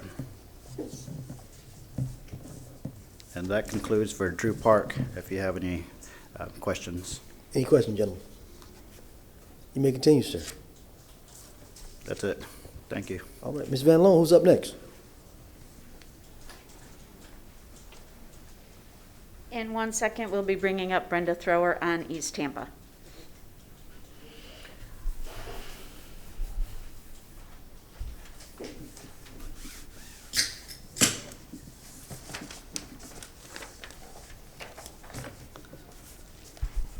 Hello, good morning, everyone. Morning. My name is Brenda Thrower. I'm the interim CRA manager for East Tampa, and I'm happy to be with you today. I'm here to give you a report on what's happening in East Tampa. So let me start the slides. The first thing I'd like to talk to y'all about is we created a meetings update. As y'all know, I've started in East Tampa in January, so I've been there about 6 weeks, and I realized all these meetings that were taking place and where was one sheet of music that they could look to and have everything on one page. So I've created this kind of at-a-glance meeting calendar. It summarizes all the meetings, including the CAC meeting, the partnership meeting, and all the 8 subcommittees. And happy to note that all these meetings are taking place. All the subcommittees do have chairs, and they're either taking place at Reagan Park or at TPD District 3 in the community conference room. So this has been a useful tool and kind of a initial communication piece for the community.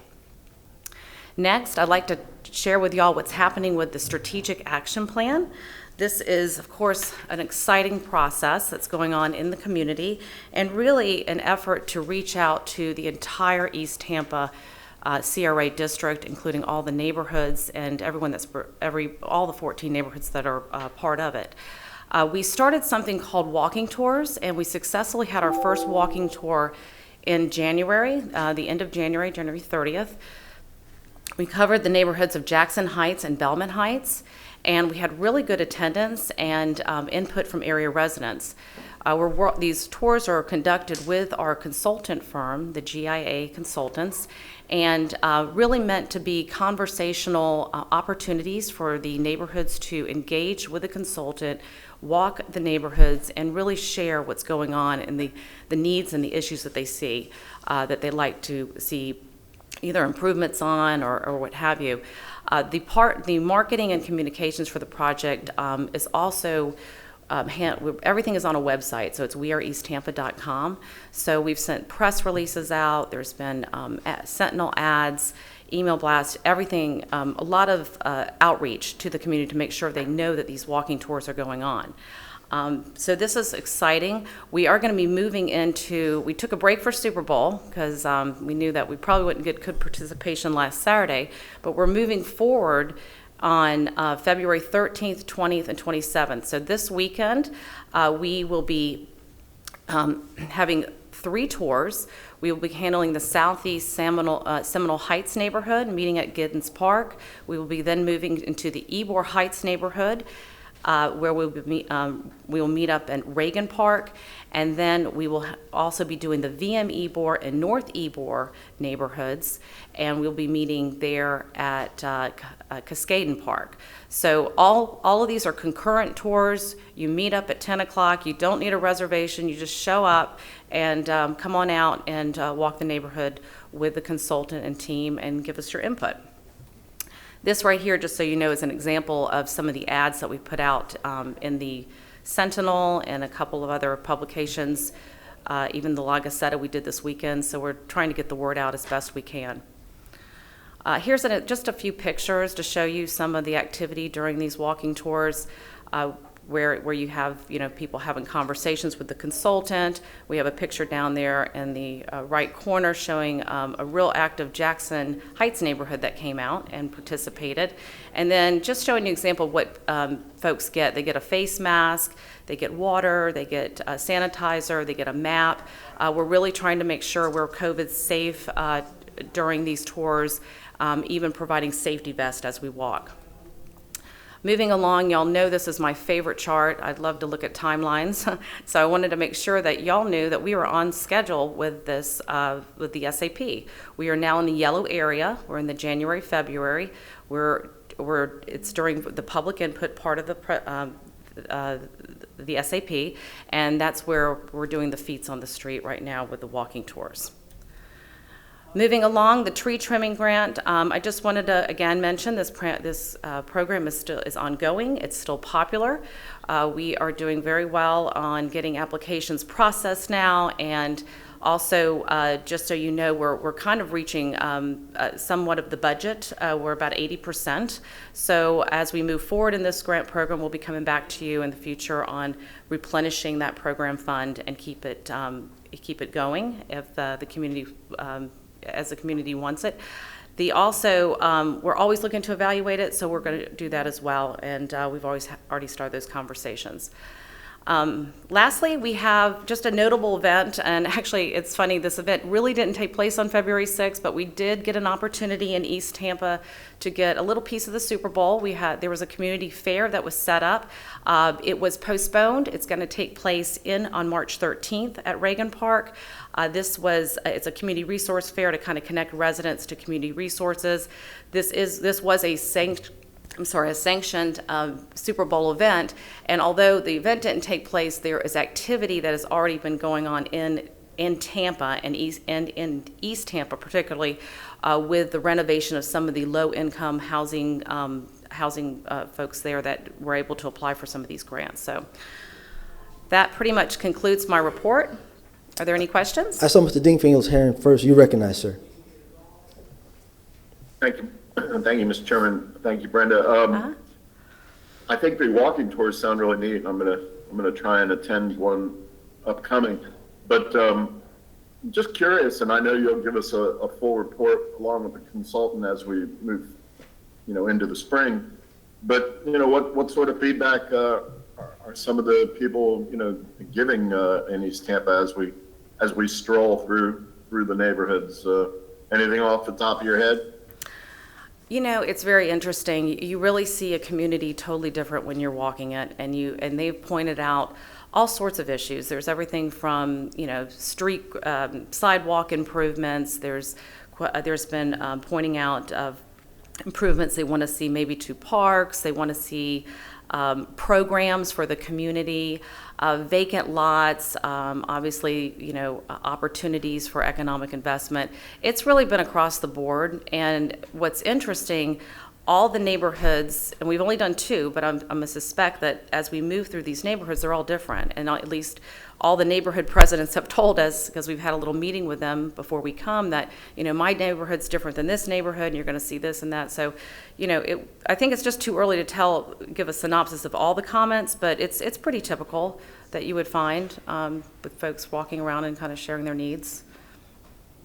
So it's ironic because I know over the years, Mr. Johnson and the rest of the team have worked on these actual issues that you're speaking to. I mean, we put a lot of sidewalks in, we've improved parks and other tangible things like that. Obviously, in such a large geographic area like East Tampa and the East Tampa CRA, it's a long-term deal and an expensive deal to be able to to address these important issues that need addressing all across. So I'll be curious to hear the final report from the community input. Thank you. You're welcome. Anyone else? Ms. Vera, you recognize. I just wanted to share some feedback for you, Ms. Thrower, that I was talking to some folks in East Tampa on some issues, and and your name came up, and I said, how's she doing? Seems to be doing really well, and the feedback that I got was very positive. So I just wanted to let you know that, and just thank you for your work. I wanted to publicly salute you for that. So thank you, ma'am, for your hard work. Anyone else? Ms. Thrower, I have a few concerns, but for the record, I want to put in the record, I did receive a email from 3 or 4 different associations that attended the walk, and they were very pleased that that is occurring. They had a lot of suggestions that they talked with Pete about, who's the SAP person who's doing the plan, and I want to just indicate this letter in the record that what they're talking about, and again, the association is key, and like Mr. Dingfellow said, a lot of people don't understand when you say East Tampa, it's not the middle section. East Tampa is very, very wide with the CRA. It has a lot of mileage on it. You've got VM Ybor, North Ybor, you've got Holland Pines, you've got different segments of that community of East Tampa. And all of those associations have their needs and there's certain concerns that they want heard. And that's the gist of this thing. So I'm going to enter this into the record in reference to about the strategic action plan and the walk to the clerk. I think that needs to be entered. And also, I had a lot of phone calls the other night about the partnership meeting. And I think that's a issue as well that needs to be clarified with our CRA director to have a memorandum of what the CAC's responsibility is and what the partnership responsibility. I hope we'll get into that later because my understanding the other night, it was more seemed like a CAC meeting versus a partnership meeting. And the partnership feels that they have to have their say. And I got so many calls the other night. My office had asked that the technology department, IT, make sure that the technology was ready to go for this particular meeting. That did not happen. You could barely hear it. There was no one looking to answer the questions from the community, which there are chats, and that's an issue. And that's why I asked that these things be previously looked at before that meeting. And again, I'm going to ask that again, that you have TI go out there, not the day of, but prior to a couple of days, a week before, to make sure that we have the proper equipment, the proper technology to make sure that those meetings, your CEC meetings can be heard, and those partnerships can be heard. That's why we have a lot of dissension in the community right now. It's because we don't have a lot of good communication going on, and you have the neighborhood associations, which in my opinion, I don't care what anybody say, they are the heart of those communities. There are a lot of people on our CEC boards who are not members of neighborhood associations. I repeat, who are not. And we have to take in consideration the people, the property tax owners. And people have to understand that the CRA money comes from property taxes. It doesn't come from potato chips. It doesn't come from cold sodas. It comes from property taxes, business taxes of property. And those folks have a right to say something, and I'm hearing that they don't have the right to do that. And I want to make sure going forward that we make sure we have good communication, that the CRTP have communication lines to be able to talk to the CAC so the CAC can know what the community wants. Not what certain stakeholders want who have their own interests, but what those neighborhoods want. And again, we have different associations in those neighborhoods. And I think it's key that all those neighborhoods be able to say what they want and then come up with a cohesive plan and the CAC make those recommendations to bring to this board for approval. But I do want to enter into the record the neighborhood associations who attended your first walk, and they were very pleased to be able to have that walk, to be able to show and point out the things that they believe that are needed for their community. Madam Clerk. you. If you have anything about Mr. Carlson, you're recognized. If I could just add to that real fast. I tried to listen to 2 or 3 of those East Tampa CAC meetings online, and I've listened to a couple others in other areas. The virtual ones, the ones that are completely virtual in other areas, I'm able to hear fine. But the ones in East Tampa, I couldn't hear at all. One of them, somebody, I guess, from the city put their phone on hold, and there was a recording of the mayor promoting all the things that were going on for more than 30 minutes. And I think that issue has been resolved. But if I was a member of the community, I'd feel like somebody's trying to exclude me. And then we also saw in the letters and emails that we got that people are complaining because they can't hear. One or two of them I drove in just to see what the technology looks like. Actually, I ran to Orlando, although we didn't say anything, couldn't talk to each other. There's a little phone in the middle of a big room, and everybody's trying to socially distance, and that's one of the reasons I think we can't hear remotely. And I think for accessibility, especially during COVID, that we ought to make sure that all of these CACs have the right technology. Thank you. Thank you. One more thing, Ms. Thrower. Yes. There are a lot of things that are going on with the partnership and the CAC board, but I want to say this.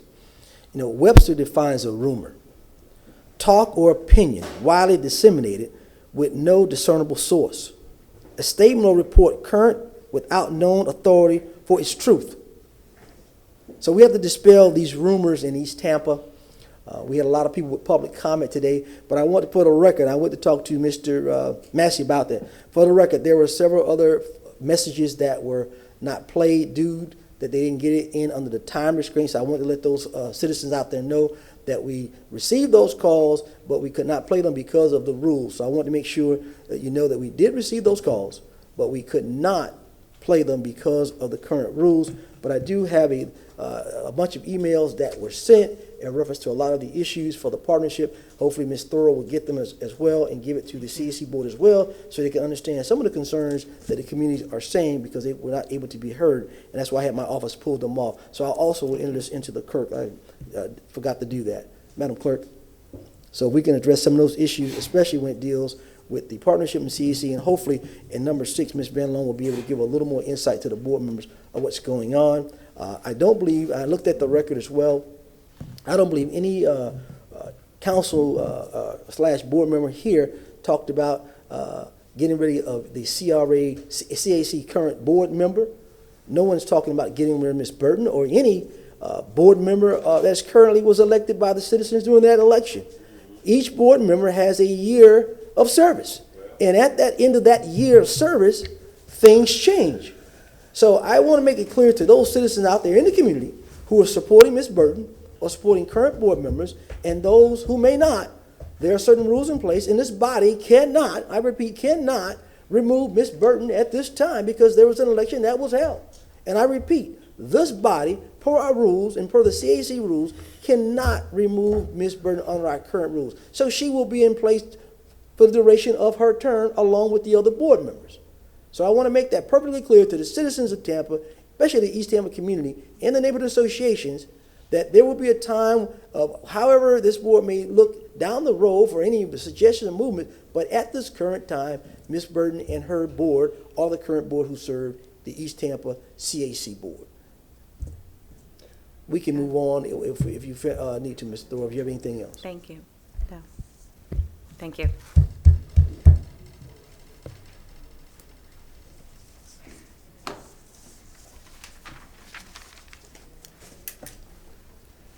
Ms. Thor, you finished? Oh, Ms. Bellone, I see you on the screen. Thank you.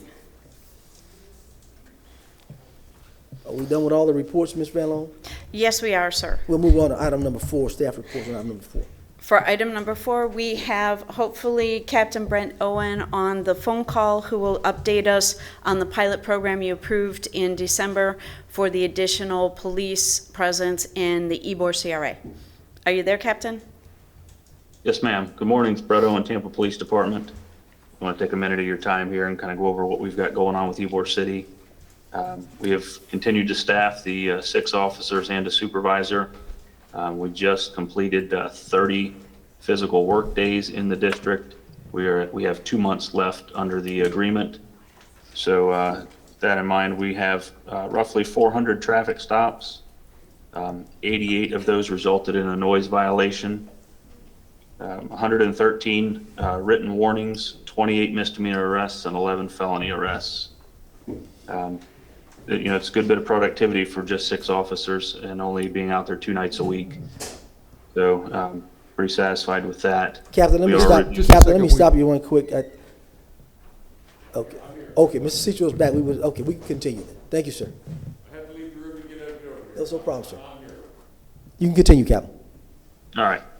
So we are reviewing the plan for Ybor City, knowing that we only have 2 months left with these officers. So we are looking to backfill that on our own side. Going forward, we want to make sure that we don't have a lapse in coverage, even though those officers will be going away.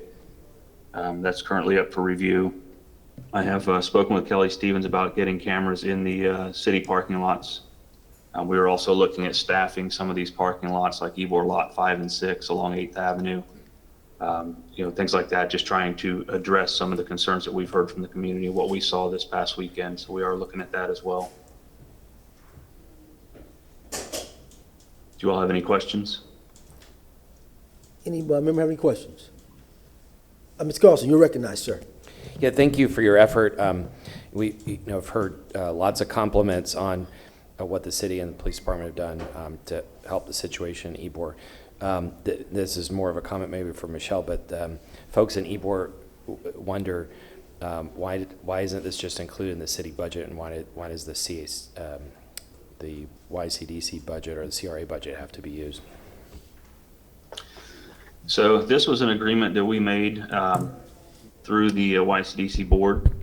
We looked at what we could do, given the fact that so many businesses had been closed during COVID, and once they reopened, everybody came out, and the businesses just couldn't support the capacities with the reductions that they had through the COVID restrictions. So a lot of people just began to party in the parking lots and things like that. We just didn't have the staffing to manage that, and some of the things that they had requested. So originally we were looking at a 90-day program, which would have run us through the end of the year. And when we presented that, the board actually voted to carry it on through April to get them through spring break. That was a recommendation of their own. Yeah, I think just Mike, sorry to interrupt. My comment is that people are very appreciative that they have this as an option, because you all have definitely helped the situation. It's more a question for the other budget for the city. Folks in Ybor wonder, why can't we do this all the time? Why can't this be a regular part of the police budget instead of using CRA money? So just if you have an answer, great. Otherwise, maybe a discussion we'll bring up with our other hats on another time. Thank you. Thank you. Anyone else? Captain, I did guess earlier when the president, CAC president of Ybor was on there, hoping that we make sure we look into, again, I didn't mention the trees back there as well. Need to look that be strict. I think I did talk to Vic about that, but making sure that those parking lot trees are pruned. I think that's an issue, probably some of the lighting as well. And I see you've gotten there a report about the cameras, so we can make sure that we're looking at those avenues. Would be greatly appreciated. Yeah, we actually did look at those parking lots prior to the Super Bowl. They actually have good LED lighting. We did have some issues with the tree coverage, so some of that was trimmed up prior to the Super Bowl, and we did put a couple of camera trailers out there for the weekend, but they've since been removed, so we're looking at some more permanent options for that. Thank you, sir. Anyone else? All right, sir, thank you for coming. You're welcome. Item number 5. Item number 5 is our staff update on the status of the Kid Mason Community Center, and I believe that we have Brad Suter and his staff from the Parks and Rec Department on the phone to provide this update. Brad, are you there? Yes, good morning. This is Brad Suter, just me today. It's a pleasure to be with you guys today to give you a status update on the Kid Mason renovation project. The timing of this is actually very good. We received the 60% construction drawings last night. So we will begin to review those drawings and move forward with the project. Previously, we have met with design district review staff, go over the site plans and the other requirements that are required for building in this area. The project was received favorable, and we are addressing their comments currently. Most of those comments really pertain to the streetscape and site conditions that surround the building, as it is bordered on three sides with roadways. We've also initiated an archaeological study as required by city code. That process is ongoing.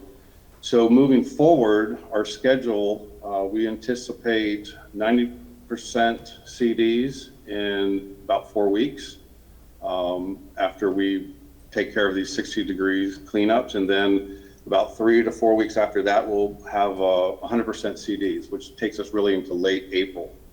The bid process will then commence, which will take us through the summer with a construction award and construction to start probably in late fall. We anticipate a 9-month construction duration, and we are targeting hopefully an opening in the summer of 2022. That is a very brief overview. It's simply a renovation project. We're not doing a lot to the building.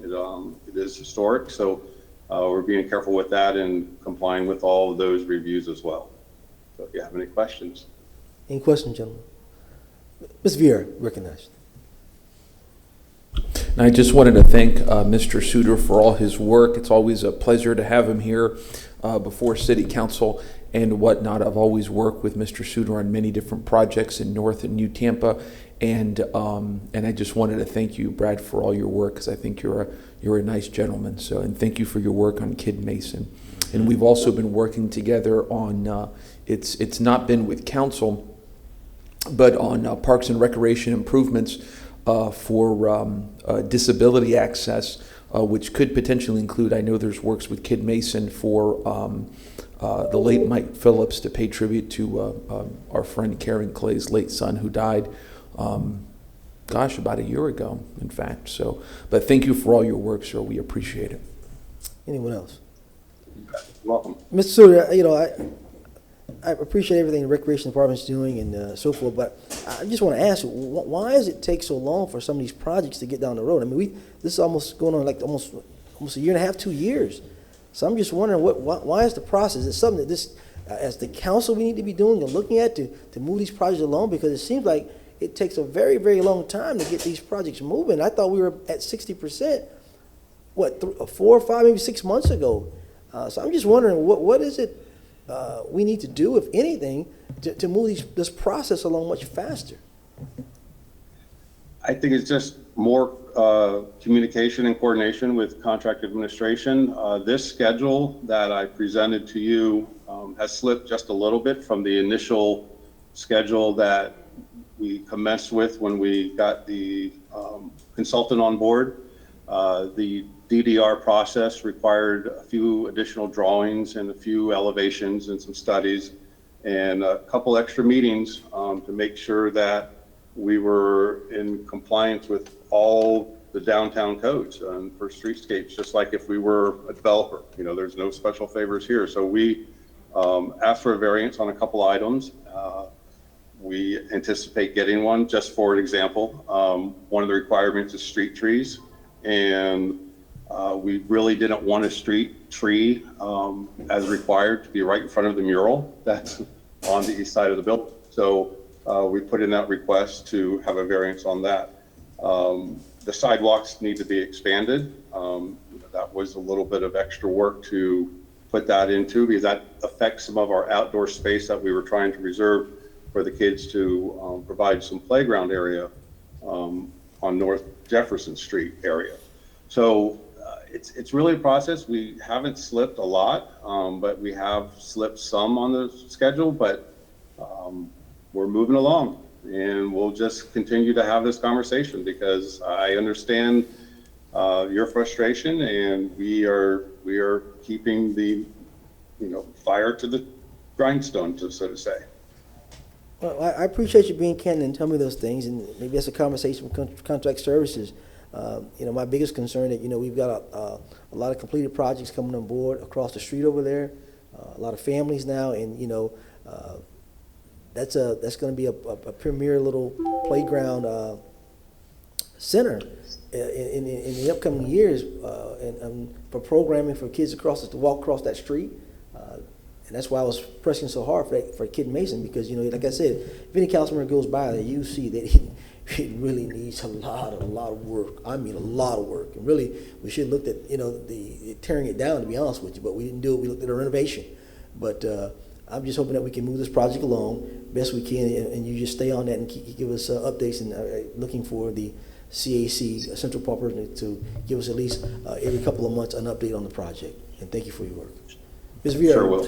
And thank you, Mr. Chair. And no, just to build on that, I mean, sometimes it can be frustrating, I know. I mean, I remember in October of 2017, we passed the improvements to the New Tampa Recreation Center, and we got groundbreaking in February of 2019, just before my reelection, by the way.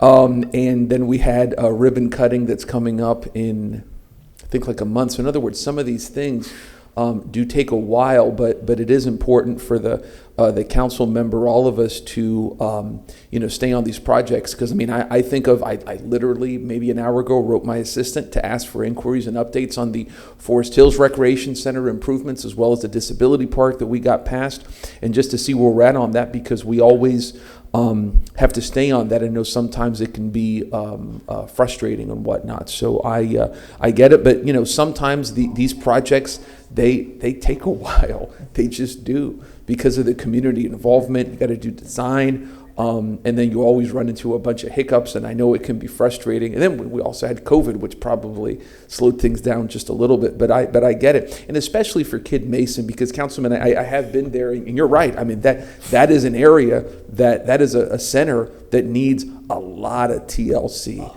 a lot of tender love and care and sweet loving, because it really does need it. So I agree with you, and I thank you for your leadership. Mm-hmm. Sir. Anybody else? All right. Thank you, sir. We appreciate it. Item number 6, hot topic of the day. Ms. Van Loan. Good morning again, Michelle Van Loan, Community Redevelopment Department. We now move to staff report on item number 6, and I believe that Mr. Massey would like to start us off.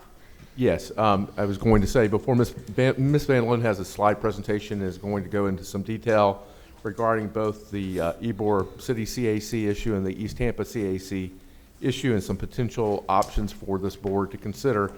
I did, given the public comment this morning, wanted to give you all some background and a legal framework, not only for you all, I think most of you probably realize this, but for the public at large. There is only one community redevelopment agency in the city of Tampa, and that is you all, this board. You are the community redevelopment agency. There are not separate community redevelopment agencies for each area. So all decisions are really made by you relative to the CRA. What we have instituted by way of policy that was adopted by this board years ago, we have created CACs, or community advisory committees, for each of the separate community redevelopment areas in the city of Tampa. And the purpose behind this was so that you all had a vehicle to get some meaningful input from those community stakeholders in those areas that are designated community redevelopment areas. And so by policy, you created the CACs in each of the community redevelopment areas. And that policy also sets forth how those members are selected, what the criteria are for those members, how those meetings are supposed to be conducted. And while there's variations for all of the CACs, frankly, there are some common denominators with the way the CACs are selected in most of the community redevelopment areas. In most of the community redevelopment areas in the city of Tampa, the way the CACs are selected is that we've identified what we call ex officio groups, or ex officio members. These are institutions or formal stakeholders in that community redevelopment area which we recognize ought to have a seat at the table at the CAC. For instance, in the downtown or Channel District CRA, the Downtown Partnership has a designated spot on the CAC. West Tampa, there's several neighborhood organizations that are recognized by the city of Tampa that have a designated spot on the West Tampa CAC. Drew Park CAC, the West Shore Alliance has a designated spot in that CAC. So we recognize that these groups have an invested interest and that they ought to have a seat at the table at the CAC to provide you all input and recommendations.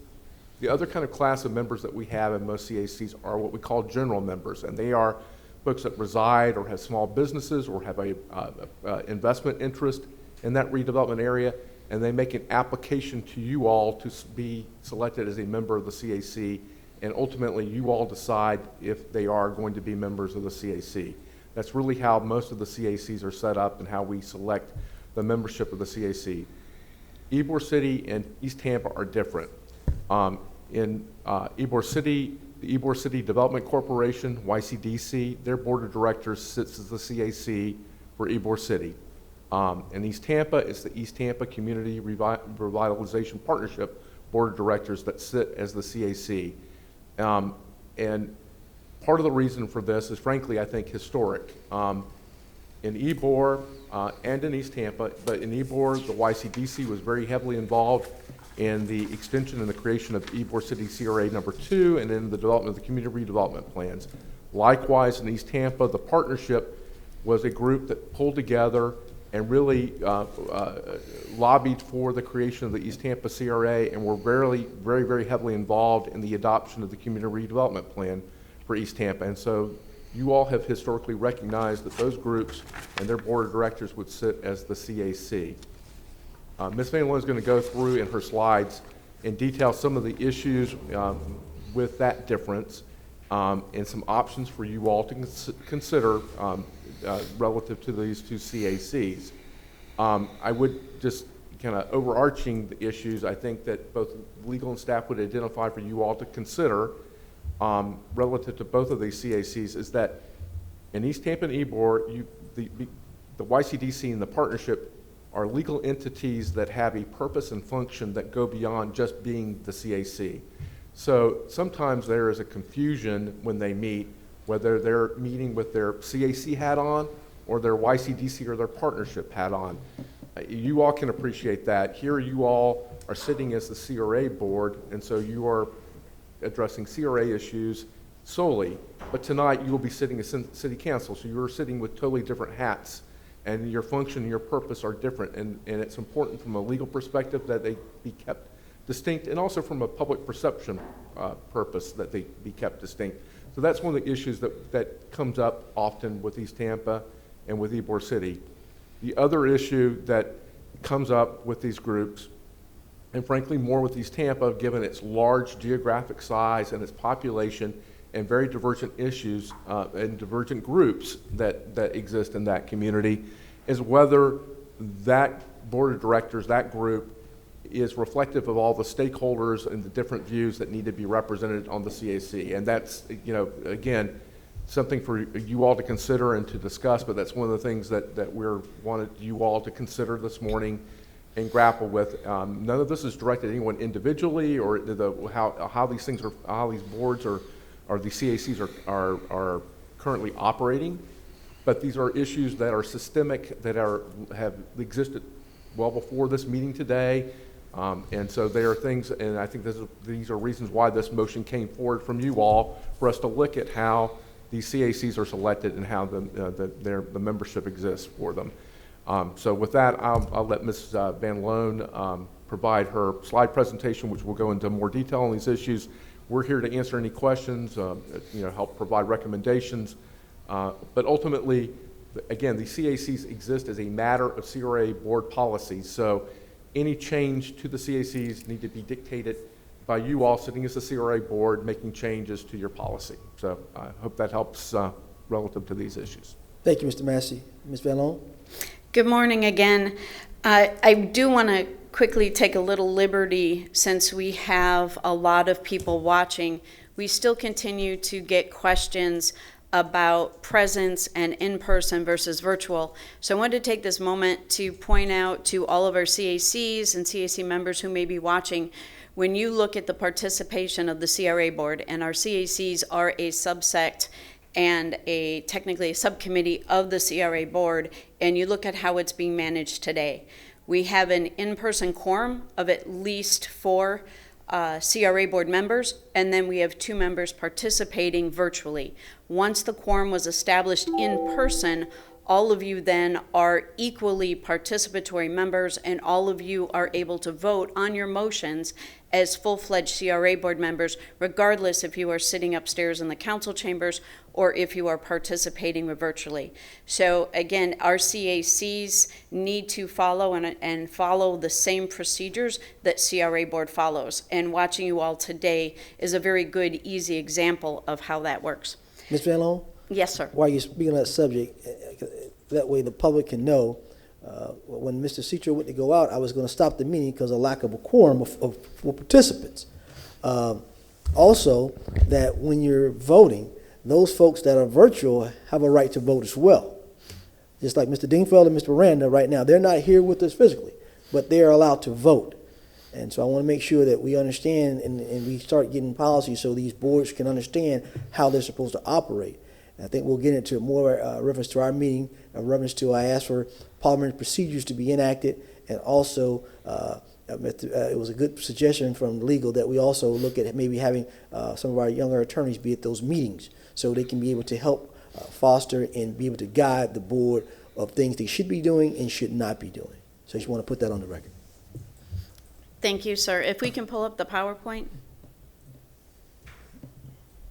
So first, we do want to start with what the motion was. We are here today as a staff report in response to a motion by CRA Board to come back with recommendations for standardizing the membership and membership processes. We were not asked about any other reconfigurations of the CACs. We are not addressing that, and we certainly will respond to any follow-up required by staff after today's discussion. Today is a verbal report under staff reports, and so from the staff perspective, we were not bringing forward any proposal to be voted on today, any motions or decisions that CRA Board should make. That is at your discretion during your discussion, but for staff, we are responding under staff reports to a motion to come back with very specific information. We assume that this will be the first of several discussions as we move forward among the CRA Board, staff, and the community.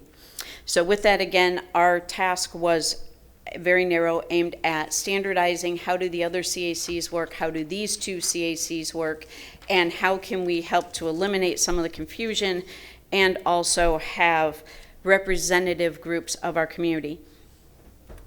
So just as a reminder, we had, you have a CRA Board policy. It sets out the policy. Sorry, I'm on a different slide on my sheet. That's what happens when you double-sided print things. So we have two different groups, the East Tampa Community Revitalization Partnership, we also refer to it as the partnership, and the YCDC. As Chair Goods mentioned, the partnership was established prior to the CACs and the East Tampa CRA. At that point, it was a community group that did help establish the East Tampa CRA.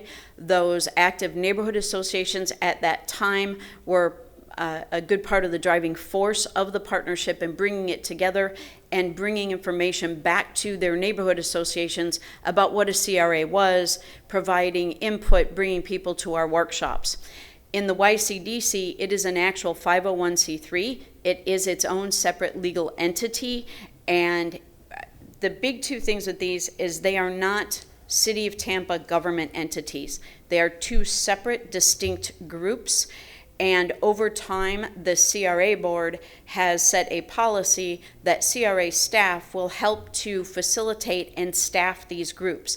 That does not mean that we work for these groups, but we help set the meetings, we help get their notice out, we help take minutes. But the business that they conduct as a partnership and as the YCDC is separate when they meet as these two distinct groups from what the CRA does. They help filter information to the CAC and the CRA, but they are separate and distinct groups from who we are as the CRA and the CAC. The CRA Board policy was established in 2008. The CRA Board decided that they chose to have subcommittees basically along the lines of each CRA. Not all CRAs do this across the state. We see a broad mix where the CRA is the only decision-making body, and they use the fact that they are the elected officials for the community to know what their constituents want. So it has always been the policy of the CRA Board to have your specified subcommittees out there in your respective CRAs to help bring you the voices and the needs of the community. Your CAC policy sets out what does CAC membership look like? What are the requirements? How long are the terms? What are your meeting policies? At the time that this policy was adopted in 2008, it is noted on the very first page of the policy that the YCDC board did exist and the partnership has a governing body. And at that time, they chose to use those two groups of people as their CAC. So again, their people wear two hats, just like Mr. Massey mentioned all of you do. You sit as city council, you do city council business. You sit as CRA board, you do CRA board business. The same with East Tampa and YCDC. The CAC meets to discuss CRA board issues, and the partnership meets to talk about the larger, broader community issues and share information between the two groups. So the remaining members, all of our other CACs, we have 8 CACs, those are 2 of them, so the remaining 6 follow the CAC board policy for their CACs. As Mr. Massey mentioned, we do have 2 different groups of memberships. I do want to clarify, because ex officio means different things to different people. In this context, an ex officio member is a full voting member of the CAC. So when we look at whether you have 12 or 13, so in West Tampa, for example, you have a 12-member group, there are 9 ex officios. Those ex officio members are full voting members of the organization, and all 12 members, including the ex officios, all hold the same rights within that group. The organizations chosen as ex officios are approved by the CRA board. So in West Tampa, when it was created in 2015, the CRA board approved, and there were several meetings between the West Tampa community and then also the CRA board to discuss which organizations would be designated as ex officios.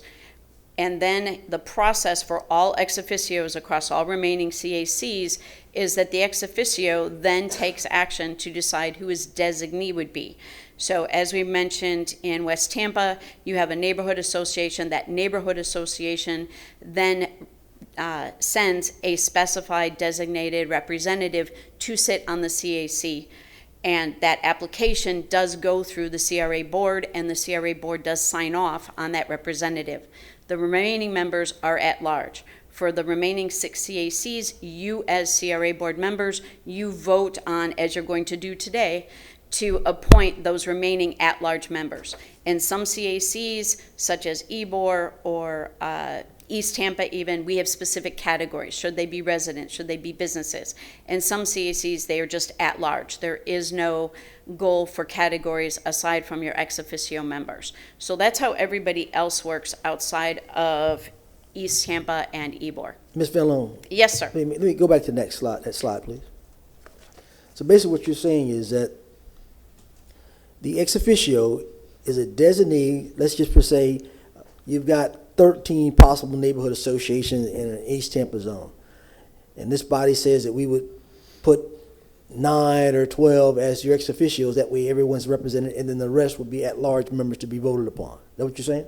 Yes, so if you pick the ETBCA, the East Tampa Business and Civic Association, or Rainbow Heights, or VM Ybor, their neighborhood association would then choose who their designee is to sit in that seat as a representative from their neighborhood association. Thank you. And again, this is just our current procedures. This is how it works. What you decide to do in the future is what the discussion from today and forward is about. So currently in our East Tampa CAC, as we mentioned, our CAC members are elected to the CAC by a vote of the partnership. So we hold an election every year in September at the partnership. And prior to that election, everyone fills out an application. They are vetted by an ad hoc committee to ensure they meet the requirements and the eligibility requirements of both the bylaws of the partnership and also the CRA board CAC policy. Right now, the only requirements in East Tampa is that we have a minimum of 4 residents, and we have a nonprofit business, a for-profit business, a property owner, and everyone else is considered at large. When we started out in East Tampa for the CAC, we had, and the partnerships governing board, there were about 8 members. It went to 9 members. In 2007, we had 9 members on our CAC. When the CRA board finally voted on and adopted their CAC policy in 2008, at that last board meeting, I believe it was Councilman Reddick who wanted those minimum of 4 residents that we currently have today, and our membership went from 9 members to 13 members. So the CRA board changed that at their meeting, and then the partnership changed their bylaws after that change happened at the CRA board.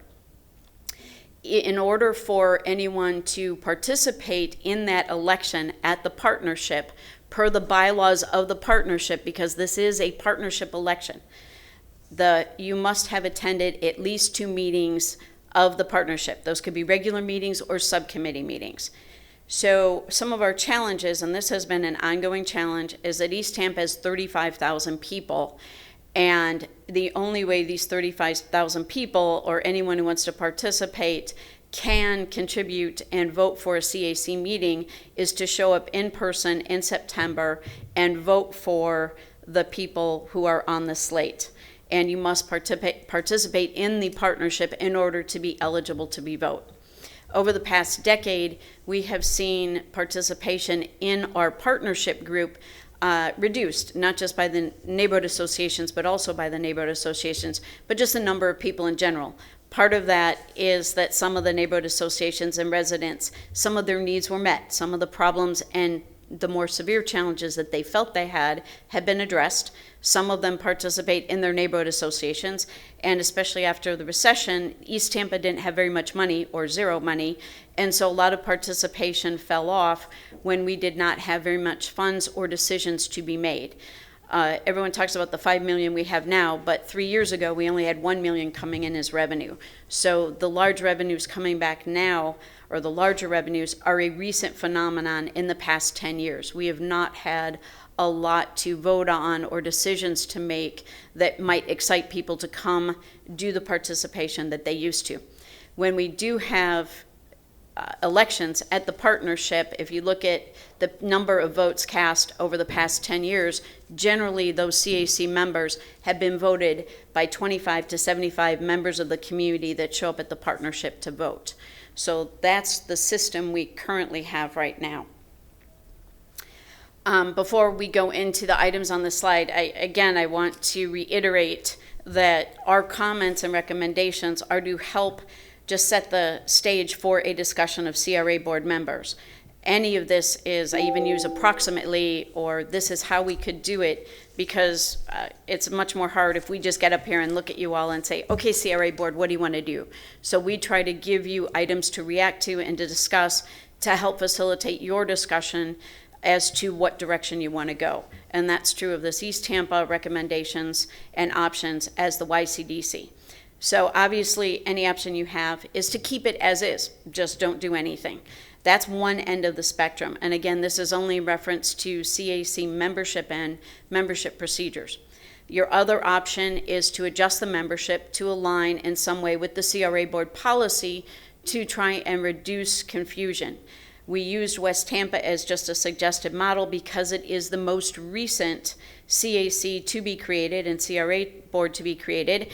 And to Mr. Robinson's credit, every time he comes to talk to you, he is very proud of how well his CAC operates and how well his CAC represents his community. Again, that's one community's example. It would be up to CRA board to decide if it's the right example to move forward with East Tampa.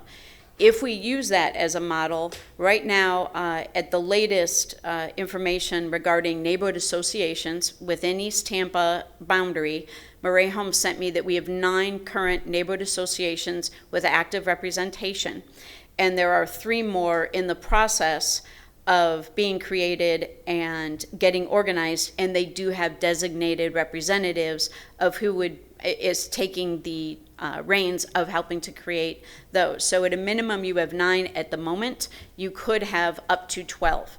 If you chose to go this route, it would then be where we come back working with Murray and your neighborhood leaders for the CRA board to decide, do you want 9, 10, 11, 12? What's your criteria for deciding which neighborhood associations would have a seat at the table as an ex officio member? If you choose to keep the 13 members, or you could go up to 14 or 15, but if you have 9 neighborhood associations and went with what's just currently active, you could then have 4 at-large members voted in by the partnership. I want to reiterate, based on some of the emails I was included in last night, please note the slide says that you would have at-large members voted in by the partnership. If you had our current 13 members and 3 are voted at large, the partnership would still have 23% of the representation on the CAC. But again, that would be up to CRA board. Do you want 9? Do you want 12? Do you want to have it be flexible over time? And that would be discussions to come. We do not recommend making any changes prior to October 1st, whether this is 2021 or 2022, because generally the East Tampa changes happen on October 1st. So just for everyone's sake of understanding and giving staff and the community time to roll out any potential changes, we do ask that nothing be changed prior to that date. Your last option is the other extreme. On one end, you could say keep as is. On the other end, you could completely separate the CAC from the partnership. What this means is the partnership would still have its election. It would still have its governing board. They would still run the partnership. City staff, unless CRA board decides to change that, would still facilitate their meetings, help them with Reagan Park, help them with minutes, help them with advertising the meeting, and do the same staffing support that we do now. However, what that would mean would be that you would then designate a separate board of CAC members who are then appointed by the CRA board. And again, hopefully some mix of ex officios and then people that submit applications and are voted on by the CRA board, similar to how the other CACs operate, if you go that route. There would be a continued interaction between the partnership and the CAC. We would not want to change any of that. Right now, within our community redevelopment plan and several of our other policies, we designate that the partnership should have feedback and be able to review our annual CRA budget. And we would still bring back, if council or CRA board went this direction, we would still bring back the proposed draft budget that the CAC puts together, bring it back to the partnership and do a presentation and take community feedback just as the CRA board does when you hold workshops on the budget. And that is still part of our system, and we are not recommending that change. And as I mentioned, we would continue to support the partnership meetings, and they would continue to choose their members just as they do now. They still exist as a completely separate entity, and any changes by the CRA board would not change any of the existing processes, procedures, or bylaws of the partnership. And before I go on to e-board, I don't know if the CRA board wanted just to talk about e-board and then come back to discussion, or discuss each one at a time. Any suggestions, gentlemen? I'd suggest one at a time. All right. Any questions from anyone? Ms. Vieira? Questions or comments? Questions, comments? I don't think I have any questions. I could potentially have some comments, but I don't have any questions, though. Mr. Maniscalco? No, in regards to East Tampa, I would just keep it as it is. I mean, I understand the argument on both sides, but I would just, if it isn't broke, don't fix it, is how I see it. So I would leave it there. That's it. Thanks.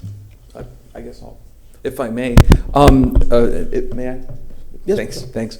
Yeah, you know, we obviously, I think all of us have had discussions with folks on this. You know, the taking a look at the West Tampa model is not an unreasonable thing for just hypothetically for one day. However, what bothers me, and I'm just going to be blunt, is the perception that, and by the way, I don't think that this is true, that anybody's trying to push any kind of change to push at a particular board, but that a particular board would feel disrespected through prospective changes. I just think that we have to be aware of that and whatnot. I look forward to, you know, hearing what my colleagues think on this. You know, I hate to see some of the caustic back and forth and some of the acute back and forth. I know that, you know, Councilman Goods, and I think we all agree on this, works very, very hard for East Tampa and whatnot. I hate to see some of the back and forth. I think that making change right now, some substantial change, would send the wrong message, whether inadvertently or in one way or another. It could potentially send a wrong message in terms of the board and wanting to get things done and having some change, etc. And I just want to make sure that on this issue that we have a lot of dialogue, a lot of community input. We had a decent number of people show up today who were very, very passionate about this issue. And I think it's clear that if this is a change that we're looking at making within the next year, 2 years, 3 years, 4 years, whatever it may be, that number one, we've got to make sure, I think, that the present board feels that there's equity and respect in the process. I think that's very important. I think that means that, they should be able to do their work as they see fit, as they were elected under the rules. I think that's important.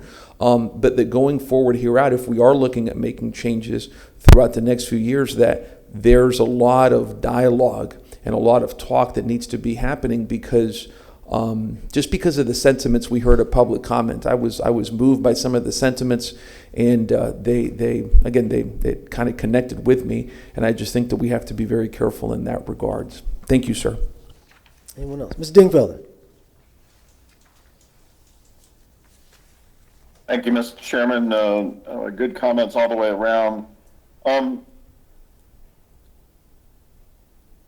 First, I want to start off by saying that Ms. Burton and Ms. Patty and other folks who've been involved, they've been involved in our community. They've been a very good and positive voice for the East Tampa community for many, many years, and I'm glad that they're part of the system and working on on the CAC and leading the CAC to make positive change in the community.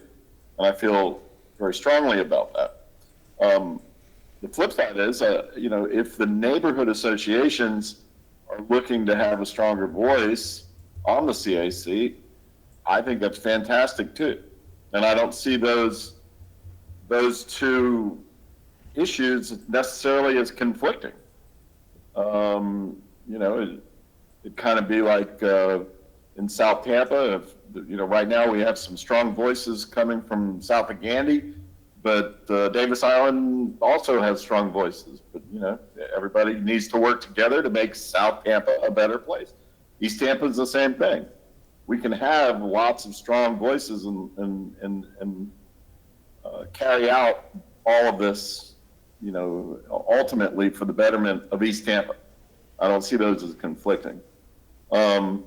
Perhaps one of the things we could look into, and again, I agree with Councilman Vieira that we shouldn't do anything urgently because it would send a bad message, like we're trying to reduce somebody's role or something like that. But ultimately, I think the neighborhoods could we could make more ex officio members coming from the neighborhood associations, and some of those neighborhood associations have been around a long time, and they're very strong and active. And I've been to some of their meetings, and they put out 15, 20 people to a regular meeting. It's very impressive, and they're knowledgeable about what they need and what's going on. So I don't see any harm in adding some additional ex officio seats at the table.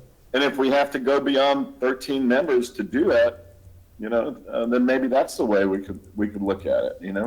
Just go up to 15 and add some neighborhood association ex officio members or something like that. So, but again, I don't see any need to do anything urgently. Maybe it would be something that will be effective next October. After this next set of elections or what have you, or coinciding with the next set of elections. And I don't think people should feel threatened with that. I think, it's a wonderful, wonderful thing when we have more and more voices in the community wanting to get involved. And that's fantastic. That's the way the CACs should run. And as Mr. Massey says, at the end of the day, we are the CRA. We are elected to be the council members and the CRA, and the buck stops with us. So we get great advice from the CACs, and that's fantastic. But at the end of the day, the decision about what projects move forward and what projects don't is made by us. And Mr. Massey made that very clear coming out of the Florida statutes. Thank you. Anyone else? Mr. Carlos, you recognize. I got a lot of feedback from lots of folks in the community, I guess like you all did too. Some of the emails went to everybody.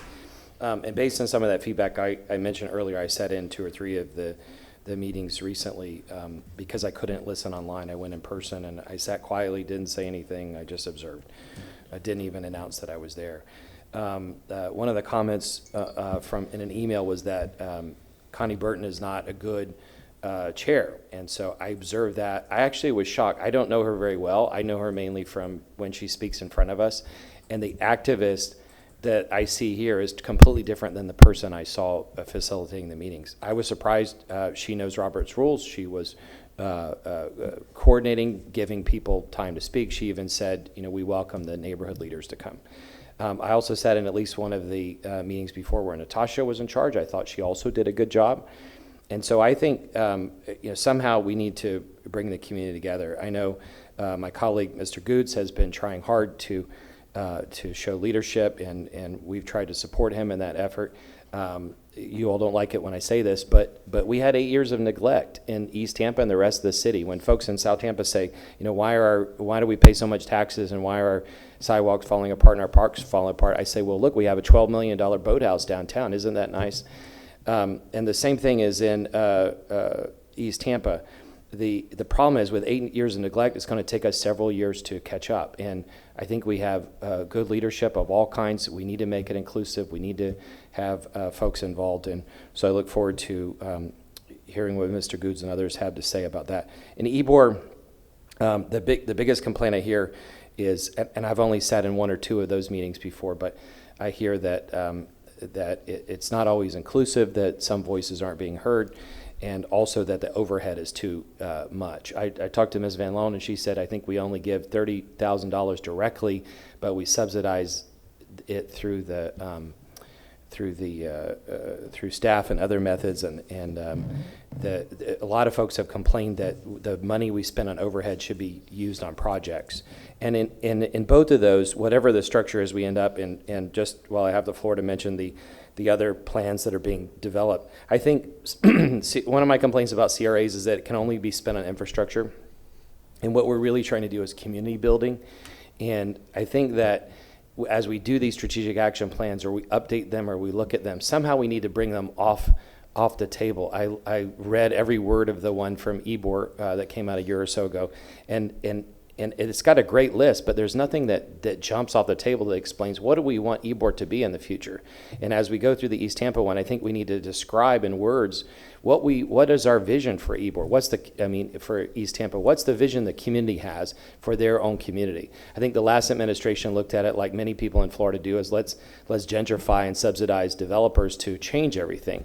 And now I think we're looking at these areas as communities, as thriving, rich communities with history and culture that we need to develop, and we should support them in their efforts to try to develop. But I think we need to figure out not just a list of projects, but also help identify and define in words and pictures, ideally, what the communities will be like in the future. Thank you. Anyone else? All right, let me say this. As a person who's worked in the city and worked in East Tampa, worked on the north side of the street, Fields Brabant, worked on the south side of the street, worked over to the city limits, no one can tell me about East Tampa. I've built programs for youth and adults in East Tampa, sent kids to college from East Tampa, some play in the NFL today. No one can tell me about East Tampa. I lived there, worked there, play there. But the problem you have is that people talk today, I'm the black man. The black man who's lived there, who understands it. There's confusion. There's distress in my community. And the communities are changing. They're changing. At one time, the other portion of 15th Street, the Talaferro, it was all called, everything's East Tampa. It's called Southeast Seminole Heights now. VM Ybor, North Ybor. You have people who moved in, people who have lived there and found another section of East Tampa to live in. And everybody wants their own voice. That's why I said the middle of East Tampa, with the strategic action plan, has to have a wow that everyone from all those communities can go to. You talk about markets, you talk about a hub like you have Soho, Ybor, the new side or the West Tampa side. You got neighborhoods who are mad about elections. You got people who were elected. You have people who have not attended the neighborhood association meetings. So you got all kind of chaos in my district as it relates to the middle core of the district. So it's like a double-edged sword to me. So I have to be the fixer.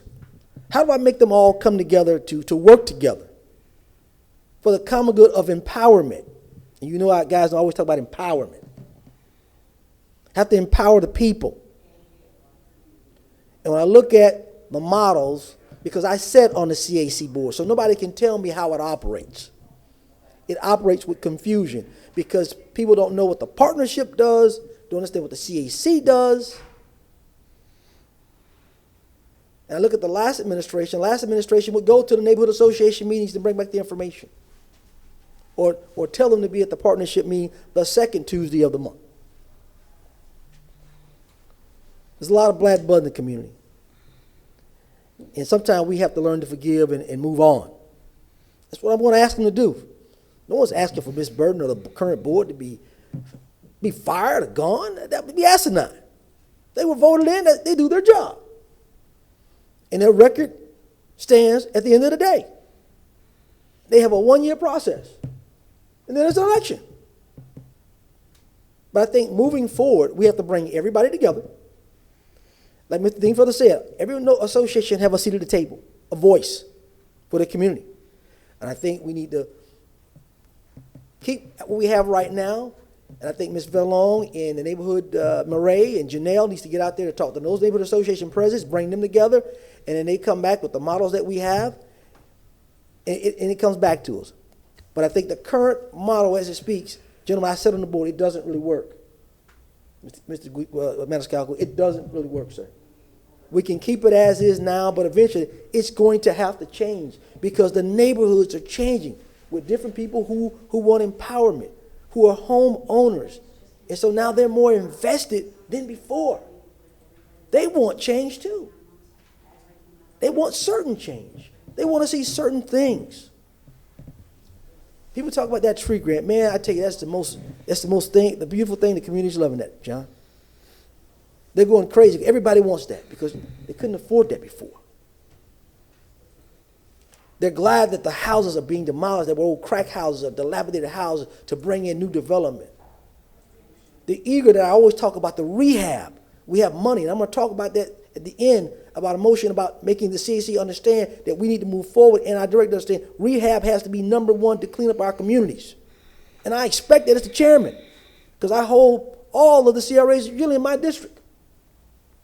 And I expect rehab to be done because the city rehab program does not work for everybody. Too much money is left behind. We have money right now in our in a CRA for East Tampa for rehab, real rehab. Bring in those nonprofit groups, getting them on board and developing a program to start cleaning our community up with the slum and blight. I'm about the property owners because they're the investors. They have to live there. They don't want Miss Frankie calling me, Councilman, I've called the mayor, I've called everybody, and I still got these guys on the corner. I got these houses here that are just sitting up in and need to be destroyed. That's what I'm about. I'm about those leaders and those people who are there every day, who are taking it every day on the chin. All this other foolishness going on, or who was elected, no, I could care less about that. I care about progress, solutions. If you're not on board with that, I'll tell you, I want you gone if you're not on board with solutions and progress, but not foolishness. Won't tolerate foolishness from anybody, but I will tolerate people working together. And those who don't want to work with Ms. Burton right now, I say, okay, when it's your time, you make sure you get on there. You make sure it's your association. If we change the rules to where you be ex officio to be a representative of your community, fine. But what I do tell you, gentlemen, times have changed. People hate change at times, but change will have to come in the end. It may not be right now, but I'm going to have Mr. Van Long needs to talk to those association presidents because they're angry and they're vocal and they do a lot of work in those communities. And I'm saying the current boards, they're working hard. They have some challenges. But my thing is they can't go backwards. Things are already on the table. They need to move those things that are on the table now, let those things move, and then add on and keep adding on. Not try to regress. We can't go back. So those things that are on the table need to be moving forward. They need to be moving forward now. Anything on top of that is a carrot on the cake. So that's my direction as the chairman and as the district person for District 5 is forward moving and solutions. But eventually, we will have to make some changes on the East Tampa CRA because you have different people moving into the community, you have different associations, and they want different things. And I think that's the way we need to go in the future.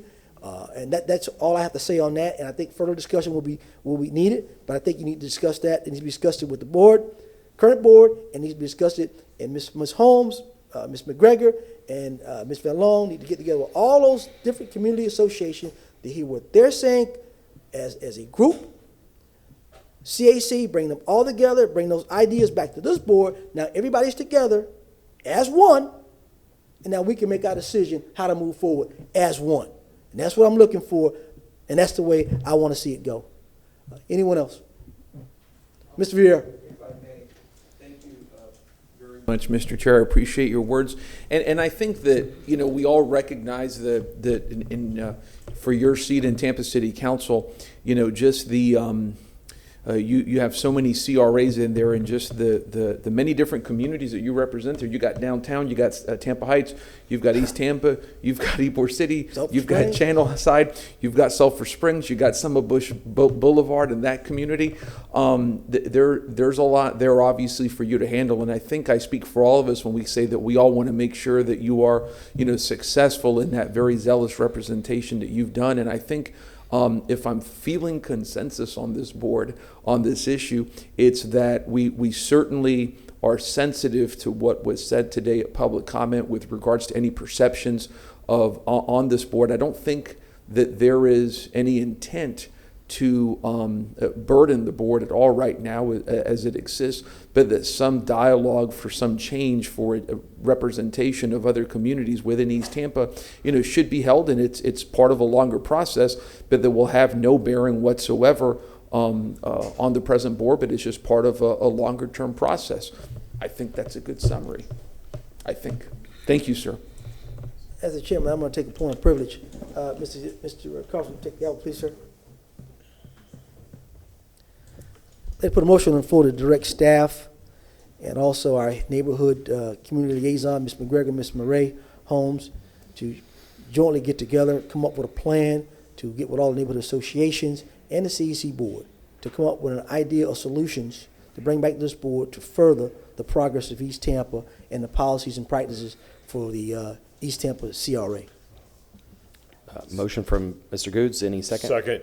Second from Citro. Do we need to do roll call or? Yes, let's have a roll call. A roll call vote, please. And I'm so sorry. I just want to. Could you repeat that? Mary Bryant was getting you to sign something. Just the gist of it. I'm asking that staff, our CRA staff, and Murray Holmes and Janelle McGregor get together, come up with an action plan to go out, meet with those neighborhood associations, also meet with CAC, come back with a strategic plan that we can look at, this board can look at, to bring them together and vote on that plan in reference to the neighborhoods and what they really want and what they want to see. Thank you. Any other discussion? All right, roll call vote, please. Carlson, Yes. Goods, Yes. Miranda, Yes. Vieira, Yes. Citro, Yes. Maniscalco, Yes. and Dingfelder. Yes. Motion carried unanimously. Thank you, gentlemen. We'll Does finish anybody- up with Ybor. Yeah, go ahead. That's what I was going to ask. Ms. Vallon? Yes, before we leave the topic of East Tampa, as I mentioned at the beginning of this presentation, it was intended to be the first step in a dialogue. And in order for, we heard a lot of very passionate voices today, a lot of assumptions, concerns, and fears over the past 48 hours, and once the agenda came out. So I do want to put out there so that everyone will participate and feel comfortable talking with staff and with the neighborhood associations and with the CAC. If you ask me right now what such a rollout, whatever the details were, would look like, As I mentioned, every October, we have an election in East Tampa. We have some members that will be term limited off, some members don't come back.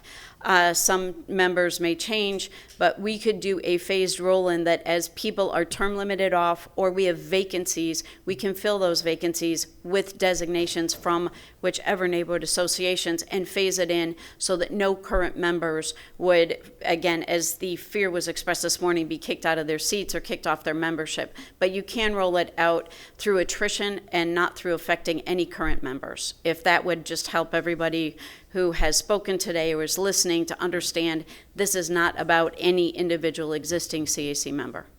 Thank you, Ms. Van Loan, for expressing that and saying that. We look forward to your report with the rest of the group that you're going to bring together. If we can come back to the PowerPoint.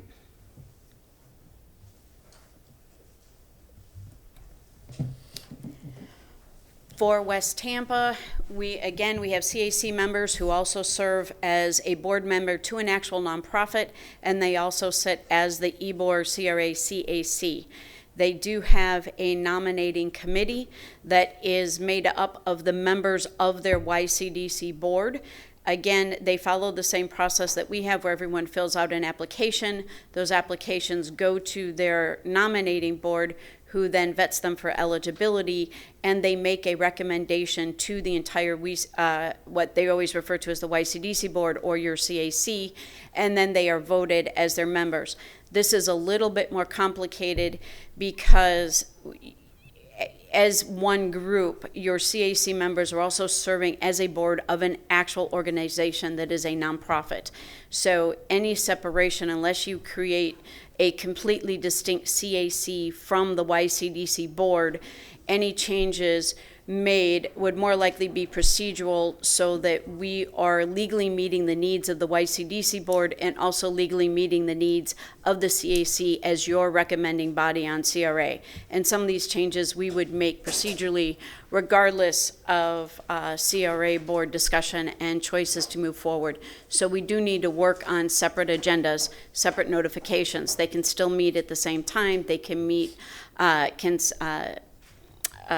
sorry, I just had a senior moment. One right after the other, conceptually. And so, but we do need to have a lot more clarification in Ybor. As Councilman Carlson mentioned, there's overhead for the YCDC. There is so much confusion about what is the YCDC and what is the CAC that no one really understands what's the YCDC doing and what's the CAC doing.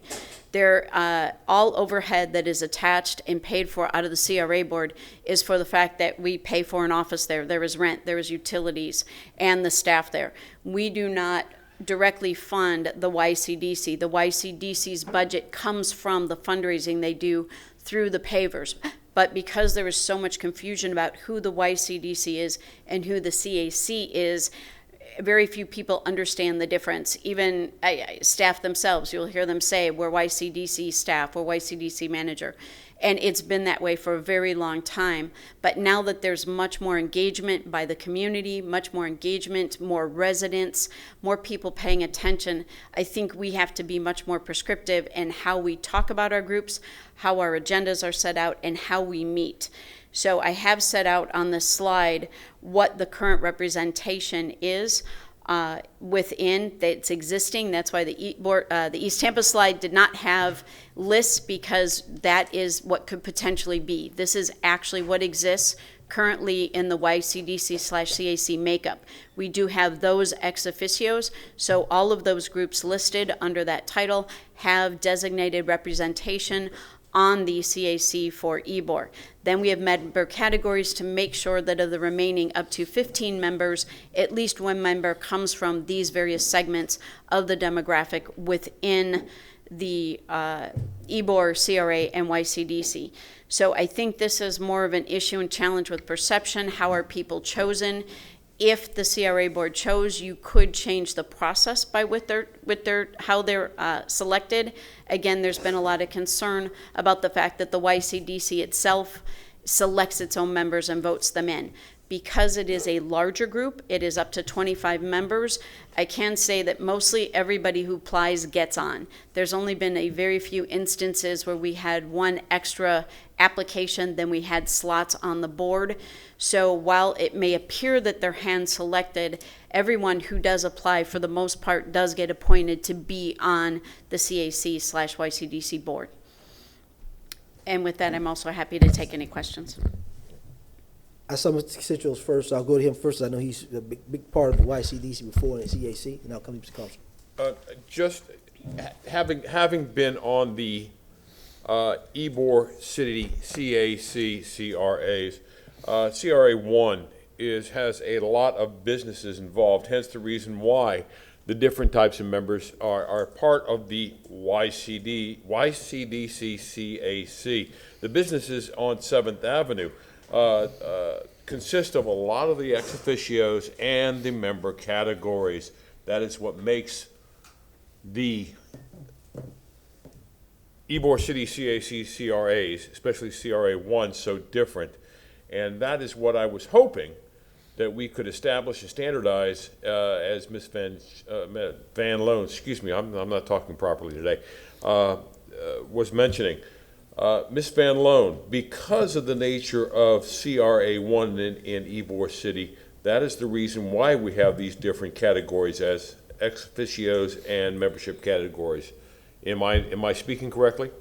Yes, sir. And you also have your homeowners associations, so some of the more residential areas are also represented through their neighborhood associations. Thank you. And not to contradict what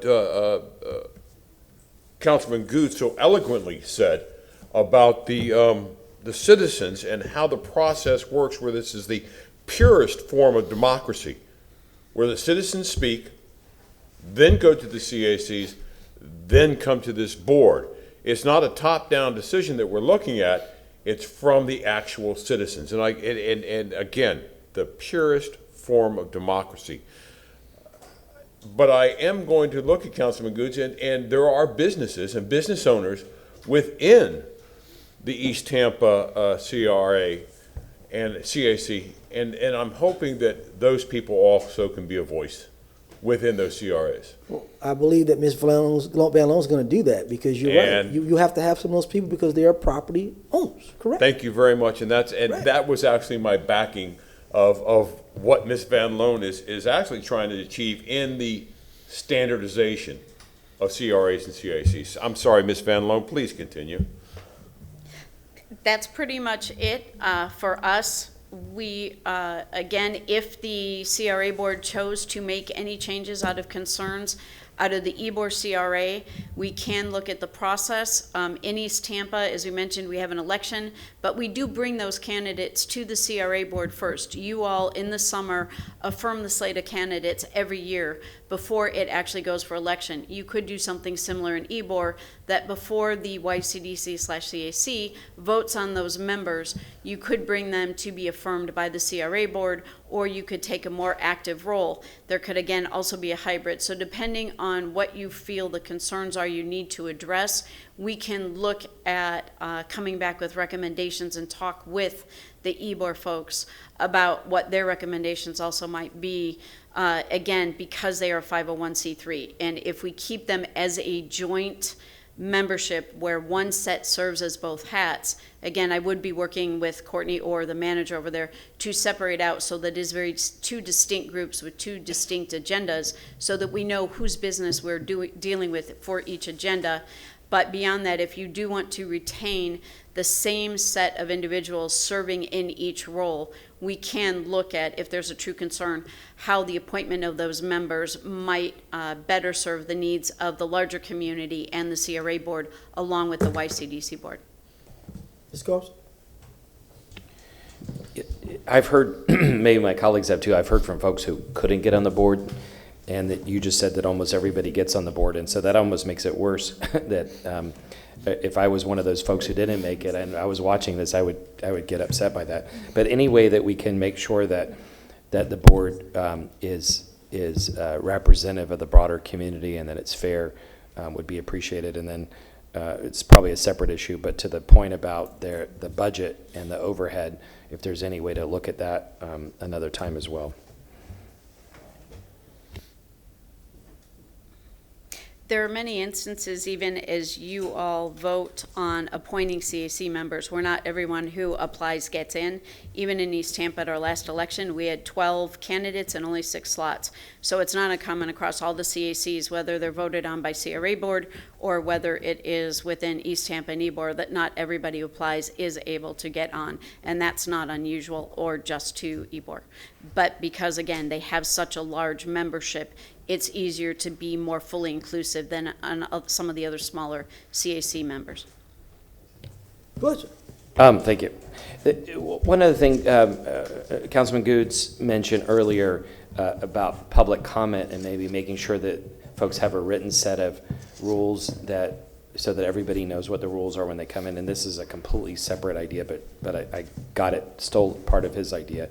I wonder if we can do something like that for all the CAC meetings, and in particular with these two, where folks are wearing 2 hats, where we could help folks, especially attending for the first time, understand what the CAC is and how it's different than the other hat that they might wear, or in the pure CACs, to explain what the CAC is, what it does.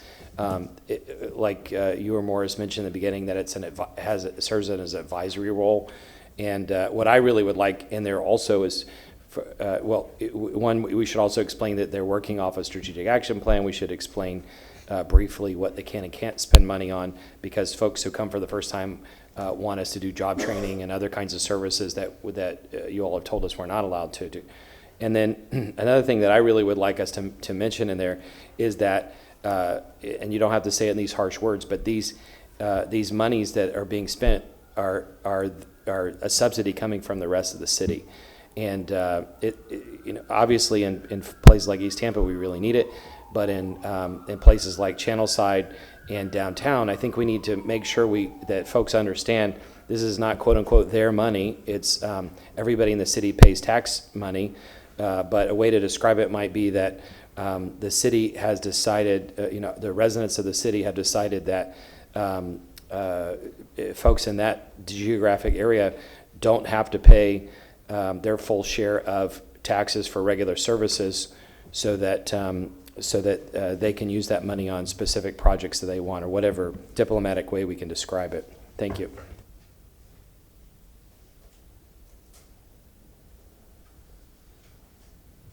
Councilman Carlson, just to respond to some of those comments, we do have training for all new CAC board members at this time, and yet we can look at adjusting some of the board material that we hand out to try to address some of those issues. But I do believe that we do try to address some of this in our orientation. I know that. But what I've noticed is that, especially with the online ones, there are a lot of new people that are listening in, and the in-person ones I've attended, there are a lot of folks in the audience. And, in the comments we got from the community, they want consistent times for public input. But before they give public input, it would be good especially if they've never been there before, that there's some kind of handout. And it shouldn't be more than one page. Right. But just so they understand the context of what a CAC is, what it can and can't do, how money can and can't be spent, and where the money's coming from. All right. Well, thank you. Okay.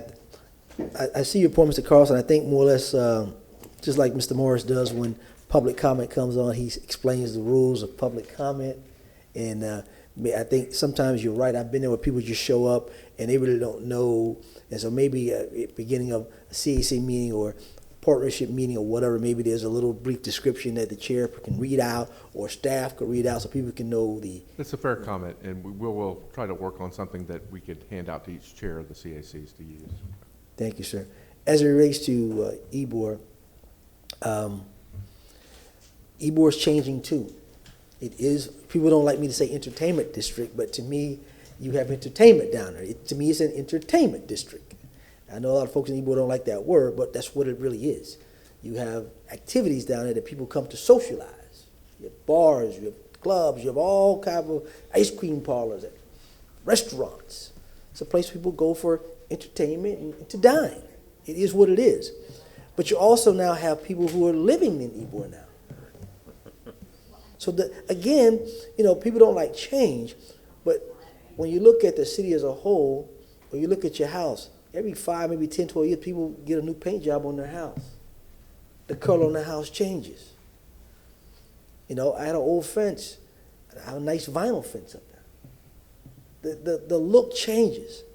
So we can't be afraid of change, but we have to embrace the change.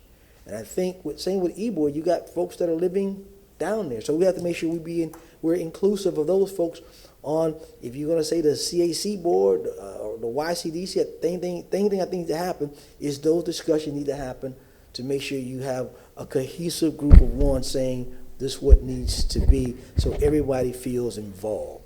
So I'm hoping that, I know Mr. Citro, again, I always talk about experience, and he's been on that board a long time, so he knows, just like I've sat on the East Tampa board and I've lived in East Tampa, understand it.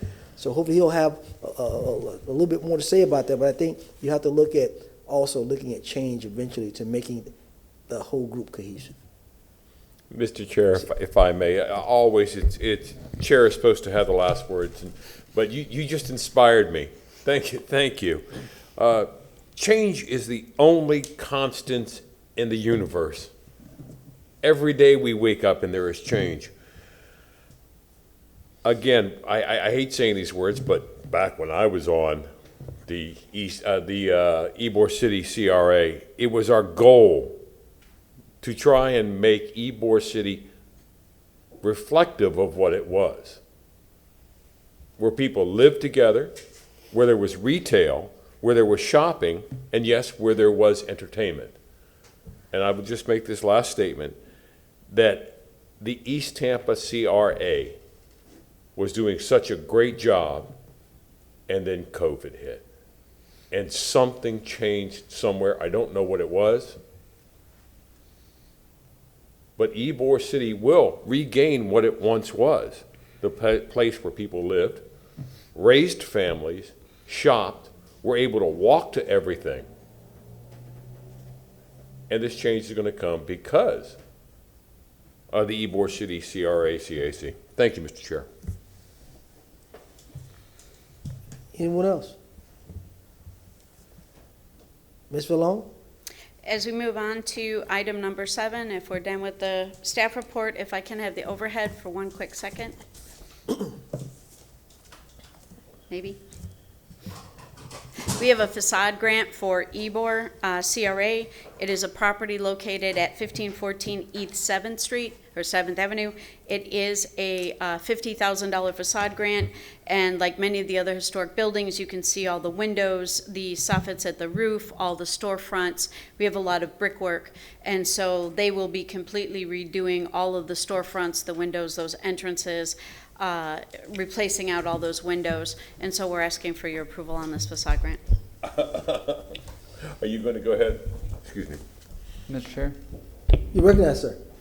This is the, you said the second floor was going to be redone, or just the windows, or, because I know that there was a fire there and it had been untouched for decades, I think, at this point. Our facade grant only covers the exterior, but it is part of a much larger Okay. rehabilitation project of the building. Good, because for years sitting at King Corona across the street, we've often remarked at, why does nothing happen to this building? So I'm glad to see, the move forward. Thank you. Ms. Van Loon, thank you, Mr. Chair. Thank you, Councilman Maniscalco. This $50,000 is a grant. However, it is a matching grant, correct? Yes, sir. So then the skin in the game is that of the owner also. Yes, so sir. They're putting in their own money. Yes, sir. Thank you, Ms. Van Loon. Mr. Carlson, recognize, sir. Yeah, you all know that I'm against facade grants because I think that the money should be used on other things, except in the case of historic buildings. And this is your second or third exception. Yeah. No, it's always an exception with historic buildings. But in particular, I sit at King Corona and I want to see a better view across the street too. Yeah. Thank you. I assume you're all sitting at King Corona separately, right? Yes, we do not speak. Can I move the resolution? Ms. Masco, Ms. Masco, make a motion, second by Citro. Roll call votes, this is a resolution.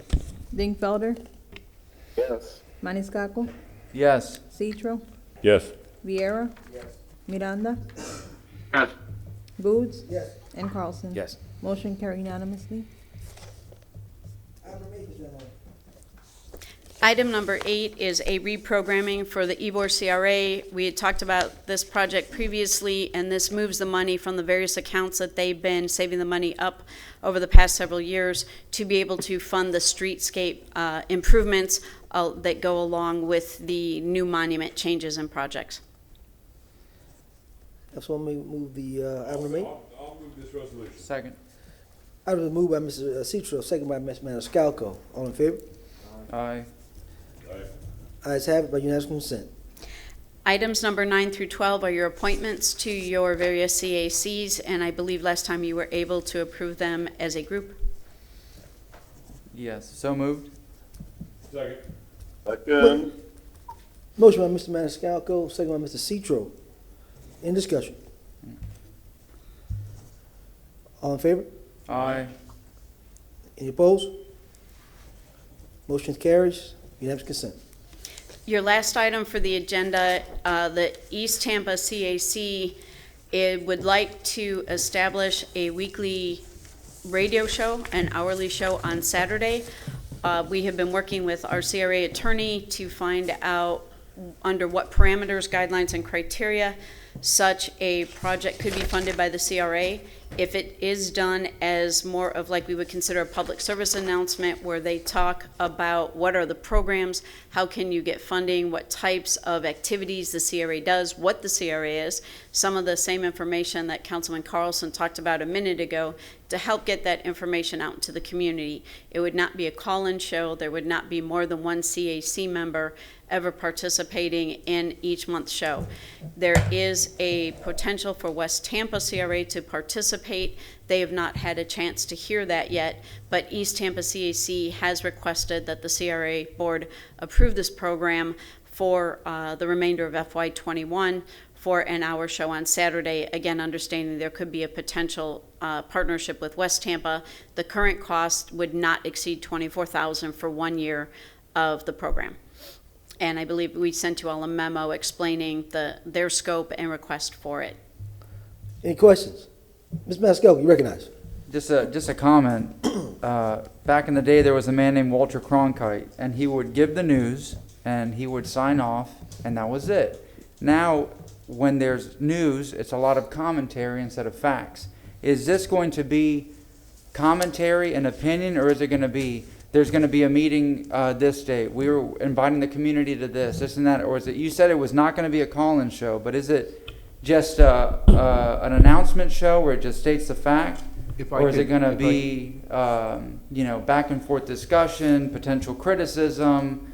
What is it going to, really be like? Because I'm wondering why does the CRA have to fund a radio show? I think Mr. Massey wants to be recognized first. Yeah, I would like to respond to that, Councilman. The radio show needs to be limited to the things that you were saying. It is not supposed to be a commentary or a debate about CRA issues or raising issues that are outside the parameters of the CRA. It's supposed to be informational only. The CAC is meeting on this date. Our subcommittee is meeting that date. We have a tree trimming program. We have a sod grant program. This is who you should contact in order to apply for those grants. Here are the criteria for satisfying that. If it goes beyond that, and I've had conversations with some members of the CAC for East Tampa, if it goes beyond that, then it is inappropriate and the CAC will not be able to fund it. And so any sort of, and this is something else I want to add to Ms. Van Loan, if you all vote to move forward with this, any sort of arrangement we have with any radio show, it needs to be cancelable, because if they do go beyond those parameters, it will be canceled. All right, very good. Thank you. I think Mr. Vieira was next, and then Mr. Dingfield had his hand. Thank you very much, Mr. Chair. I appreciate it. And Councilman Maniscalco, thank you for bringing it up. I was going to inquire on that because, when you put let's just do this. If we pass this, I will be looking at CRA staff on this issue, and I don't want this to come back to us in an embarrassing or adverse light or whatever it could be, because this is my big concern, is that when you have a radio show, and mind you, listen, the idea is presented it's fine. And I hope that West Tampa can also take advantage of this. But the ideas presented could wind up with a conflict where certain comments are made on the radio, and then the city, their CRA's got to intervene, and then you get to content restrictions on a radio show is done by a CRA, a governing body, and where does that lead us? That could lead us to legal constitutional issues. So in other words, this has got to be something that has got to be, as Councilman Maniscalco wisely put, just the facts, etc. Because again, I don't want this to come back to us with something that deviates from what is promised. And I'd also love to see, by the way, West Tampa be able to take advantage of this as well. So again, there's a lot of promise in there. And this is also, by the way, part of the excitement. I mean, I've had people talk to me about this, and there's a lot of excitement about this. There's a lot of excitement about going, hey, we're going to have a radio information, but it shouldn't be a radio show. It should be something that goes, hey, listen, here's what's happening. Here's how you can get involved. And come all you faithful. Mr. Dingfelder, you recognize. Thank you. I'll be glad to defer to Mr. Miranda if he'd rather go first. Oh, your glasses are a little bit larger than mine. You go first. Okay then. All right. Whoa. Stacking it All up. right. So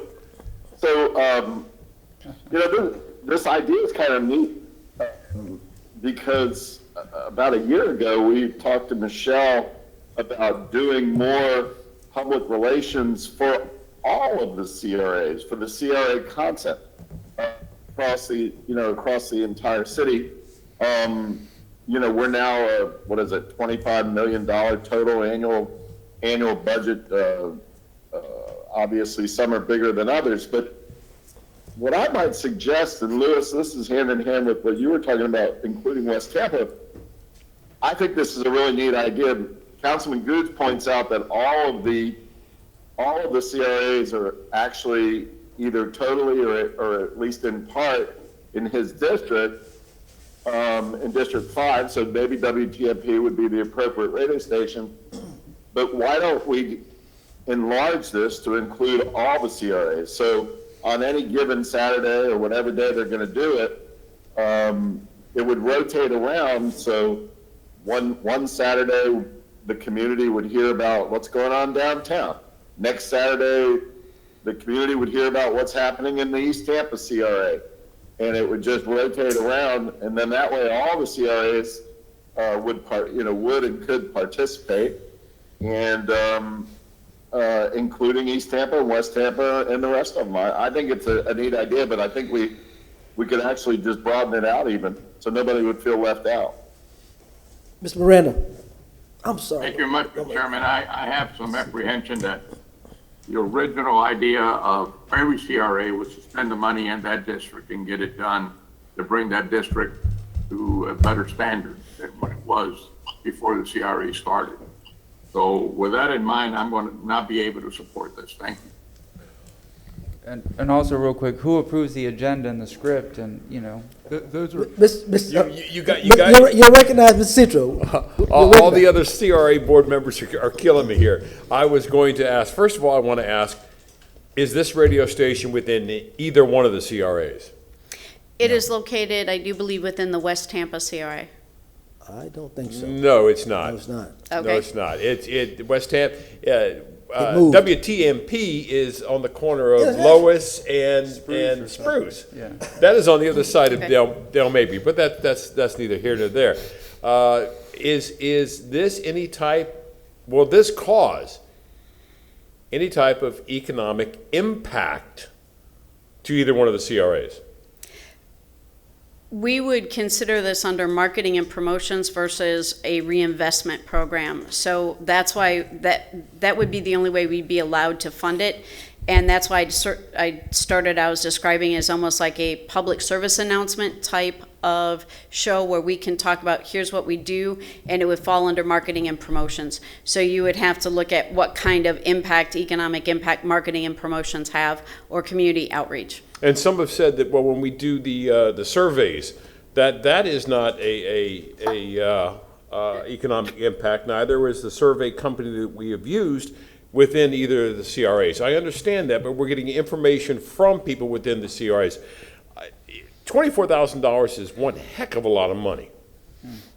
And if this is going to be a PSA or designed to be a PSA because nobody's calling in and the CRAs and CACs are not giving opinions, couldn't the same thing be achieved by going to WTMP, the soul of Tampa Bay, to be able to get PSAs to put out that information for the CRAs and CACs?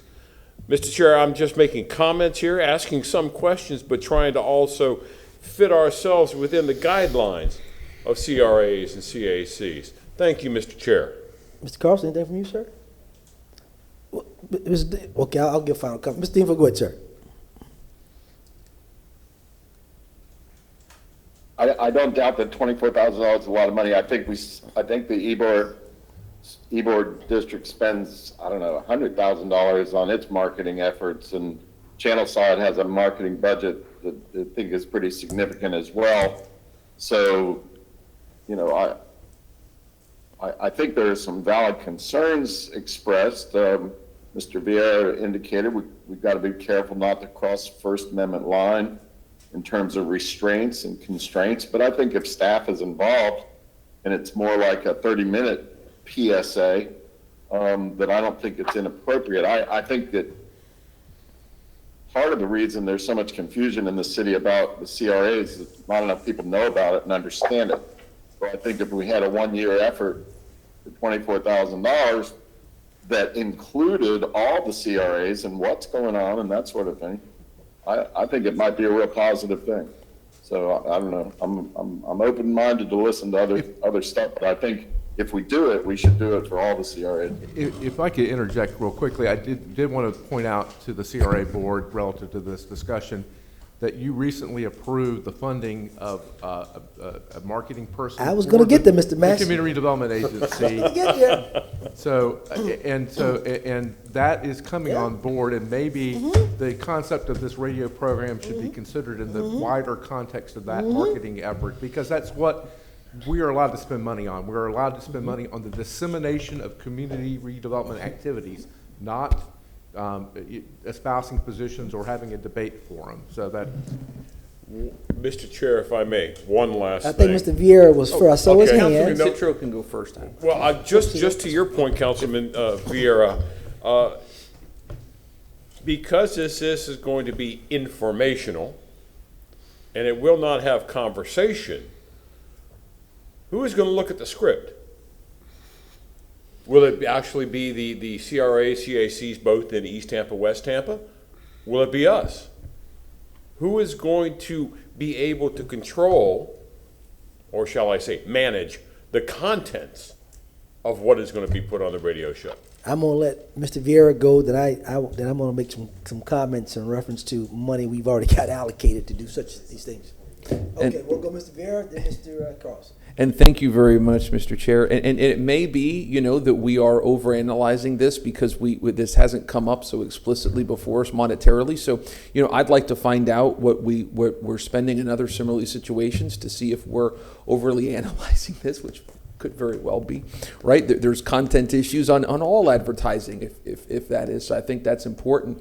So, I mean, I'd like to have that information, to be quite frank. You know, Councilman Dingfelder talking about all CRAs being used on the radio. I think that's a wonderful idea, obviously. So, I do think that I would like more information on that. The content issue bothers me. However, if we're doing other advertising, then that could be in other words, are we overly analyzing this?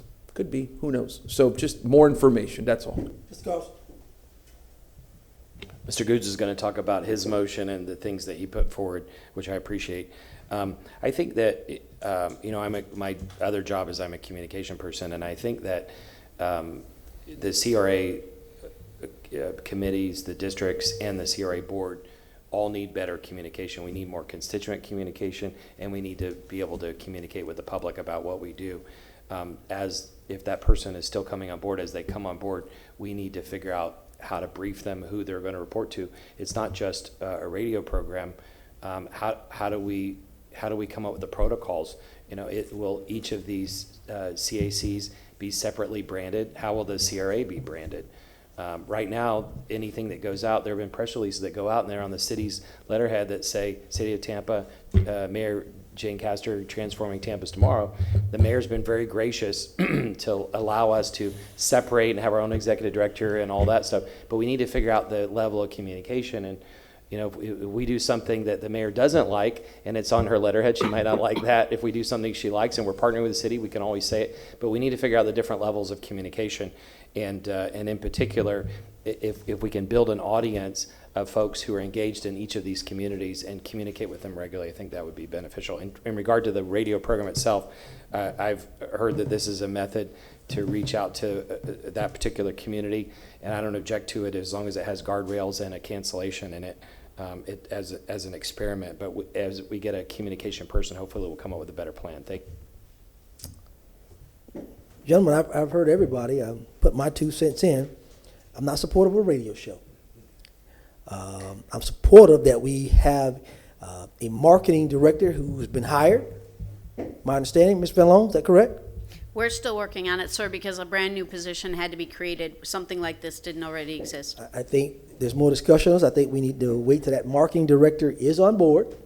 If you're talking about having a radio show or advertisement, that marketing director can be able to be the director in charge of those different CRAs and their information, then maybe get out on the radio and be able to have advertisements or whatever about the different CRAs.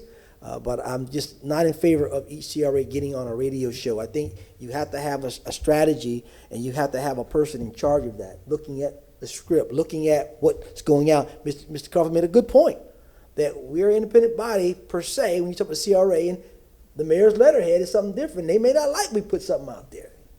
So I think we have to look at all those avenues, in WTB, the Boston Bay. Matter of fact, I'm wishing Mr. Ward in his health. I talked to him a couple days ago, wishing him good recovery. But I think WTMP, the Boston Bay, people listen, but not a lot of people listen on Saturday. If you're a politician or maybe some long advocate WTN, people listen. But a lot of communities, you have people who listen to Hispanic radio. We have a Hispanic community in East Tampa as well. You have white folks who live in East Tampa. So the comments I heard on some of the comments that I've submitted to the clerk, they talked about that. Well, how does that benefit my community, my section? I don't listen to WTMP. I think it's a good avenue for some, but not for all. I think that, WTMP is near and dear to my heart. But I also think we have to be smart in what we're doing with the people's money. And I think that if we have already allocated money. I'm not going to go to lunch. Mr. Miranda. I ain't going to take it. I'm beginning to Mr. Miranda. He's right. So my thing is. I don't know what I'm doing here. My thing is, I think we need to wait till that marketing person is on board, and go from there, and then come back with the strategy to this board.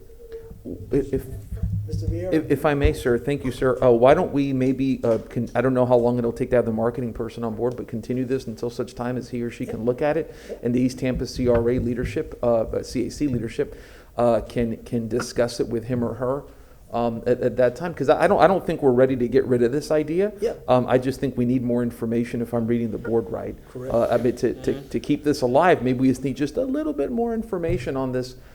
In my opinion, so because I'm not against it. No. I think it's fine. I'm for it. But we just need some more information on it. I'll second that. Mr. Carlson. Should we? I don't know if that was a motion, but if not, I'll move that we bring this back up in the next CAC meeting, CRA meeting. Motion for Mr. Carlson, second by Mr. Vieira. All in favor? Discussion. I'm sorry, Mr. Dingfellow. Thank you. Bill, I think we're on the same page, but why don't we defer this until we have the marketing person on board? I think then the marketing person working with Michelle will come to us with a complete plan, and maybe this would be part of that plan. we can always defer it again in a month, but hopefully, since they've gotten approval on the position, hopefully the position will be filled and we can get to work right away. I don't know how this person's going to work, by the way, because as I was telling Michelle offline, who's going to approve, Citro brought it up, who's going to approve a press release? Are they going to talk to each of the 7 of us individually, or is the chair going to have Well, authority? I think that's the purpose of the marketing director, to have that ability to make those decisions. But somebody's got to give that person direction. Well, Michelle will be her boss. He or her boss. And so then we have to give Michelle the direction. Well, not necessarily. A lot of press releases go out without the mayor seeing it. John Bennett sends out press releases. Ashley sends out press releases, so not necessarily. I think we just have to come up with a policy within that. I would remind you all that what the statute allows us to spend CRA money on is the dissemination of information about our community redevelopment efforts.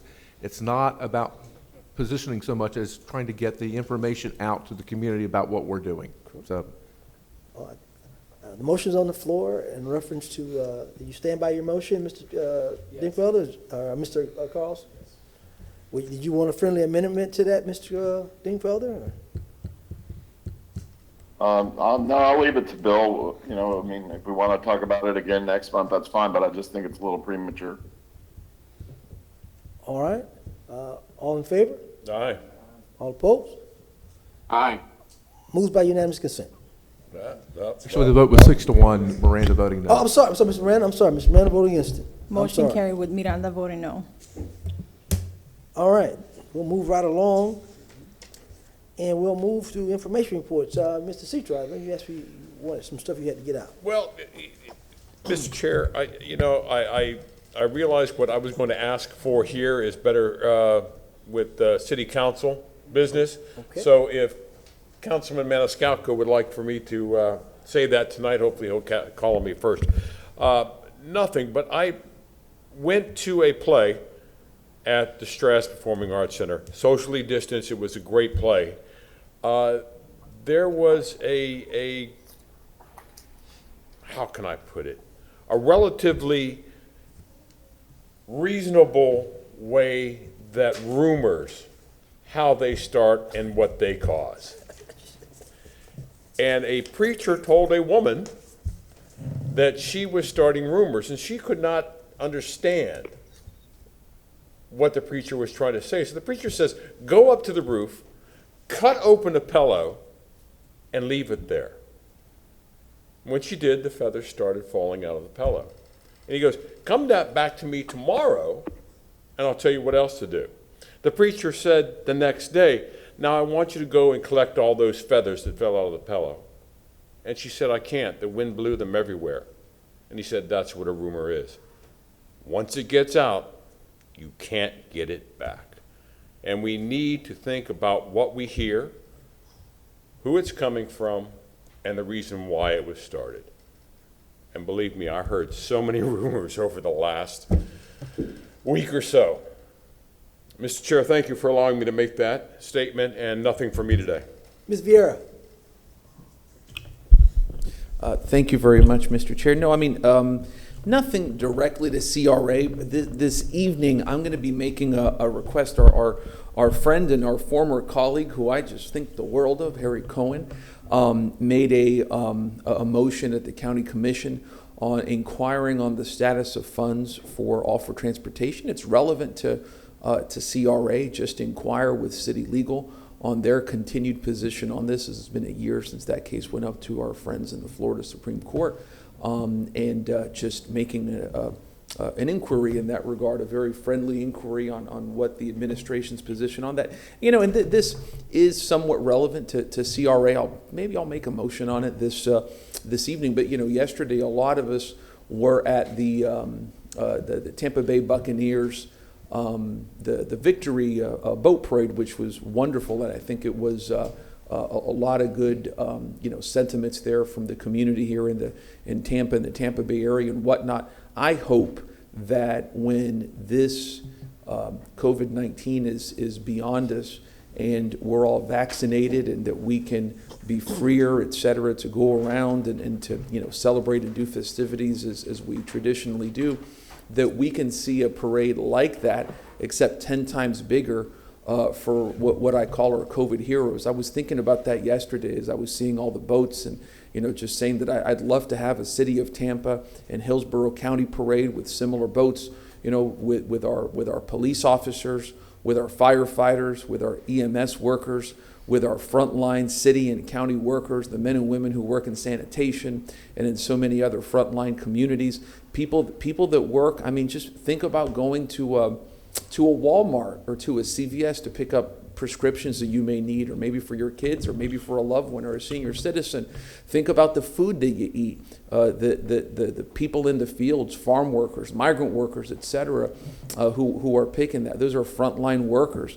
I really hope that after all of this is over, that we can have a similar festivity for those folks, because I know that everybody would support that. It would bring us together. Whenever I go to the doctor these days, whether it's to get COVID tested or whatever it may be, sometimes I'll talk to the nurses there and maybe the CNAs, et cetera, and I'll tell them, look, did you see yourself a year ago being on the front line of a medical war in this country that has taken the lives of about 500,000 Americans? It's just quite remarkable. It goes without saying, but just my sentiments in that regard and whatnot. But just wanted to mention that. Thank you, Mr. Chair. Yes, sir.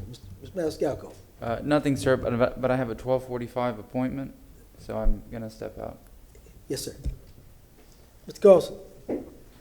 I wasn't going to say anything, but just in response to what Ms. Riera said, one of the remedies I'm hearing back channel that the Supreme Court may consider regarding all for transportation would be so the question is if they rule against, which everybody's hoping they won't, but if they rule against, then how would they refund the public? And there's no easy mechanism to do that. But one of the ideas that I heard back channel that they're thinking about is instead of just rolling the tax back to 7.5%, that they would roll it back to 6.5% until an equivalent amount of tax money was saved.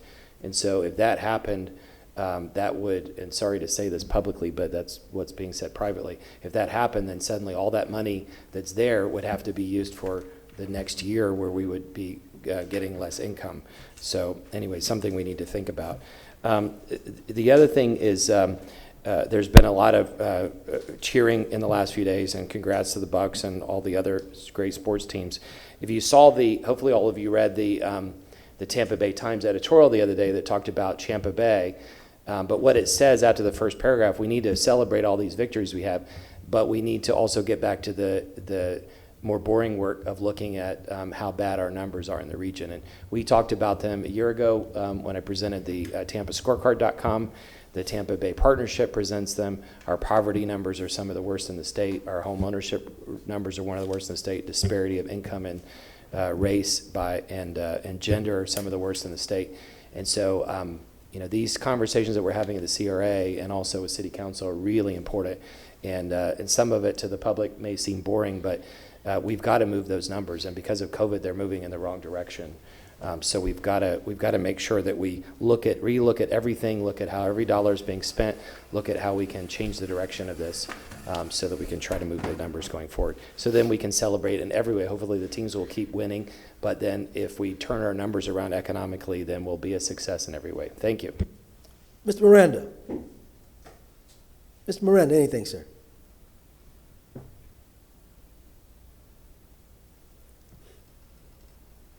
You don't have anything, sir? I don't think your mic's on, Mr. Miranda.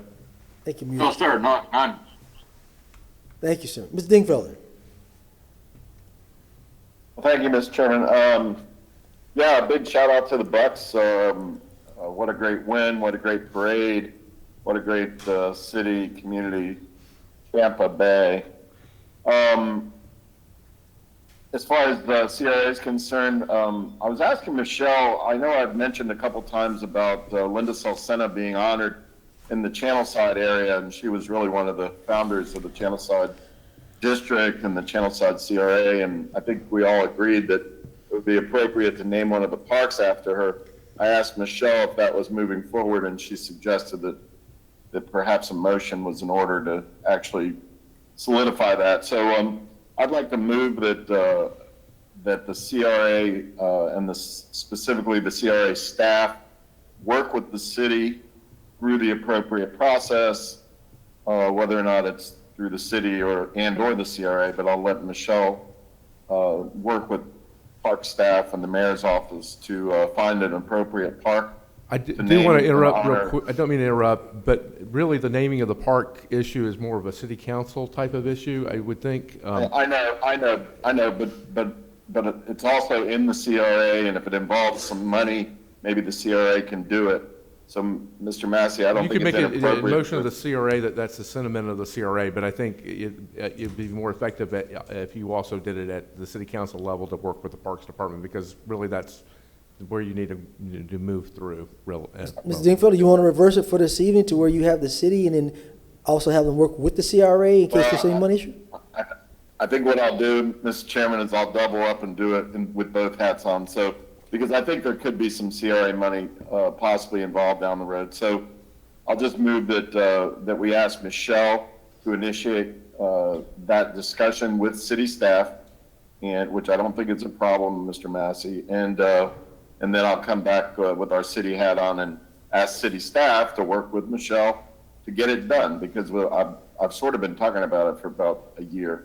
So anyway, that's my motion to honor Ms. Salcena with the park. Motion on the floor by Mr. Dingfelder. I have heard a second by Mr. Carlson. All in favor? Aye. Any opposed? Motion moved. Thank you, unanimous Mr. Chairman. consent. We'll see you tonight. All right. I have just one thing, gentlemen. You guys know I've been talking about rehab for a long time. The CRA has money set aside for rehab. It's not moving. A lot of folks been calling my office daily about roofs and all kind of rehabs, and I refer them to the city program, and it's always a no. I'd like to make a motion, and I thought I did it before, but it hasn't moved. I want to make sure I reiterate the motion that the CAC look at a policy or create a policy, be it outsourced, to look at how we can come up with a policy for the CRA money for rehab, to start rehab projects within the East Tampa district. It's vital. Motion from Chair Goods, second. Second. Second from Citro. All in favor? Aye. Aye. Any opposed? Dingfelder, sorry. Go ahead. Question.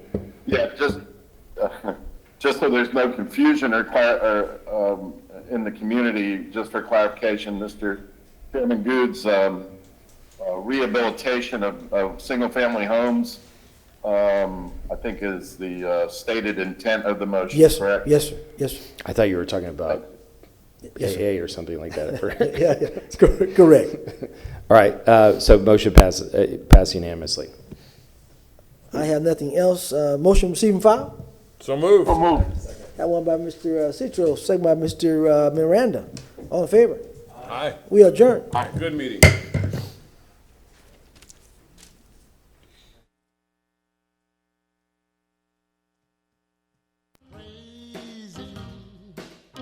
Because I want you for my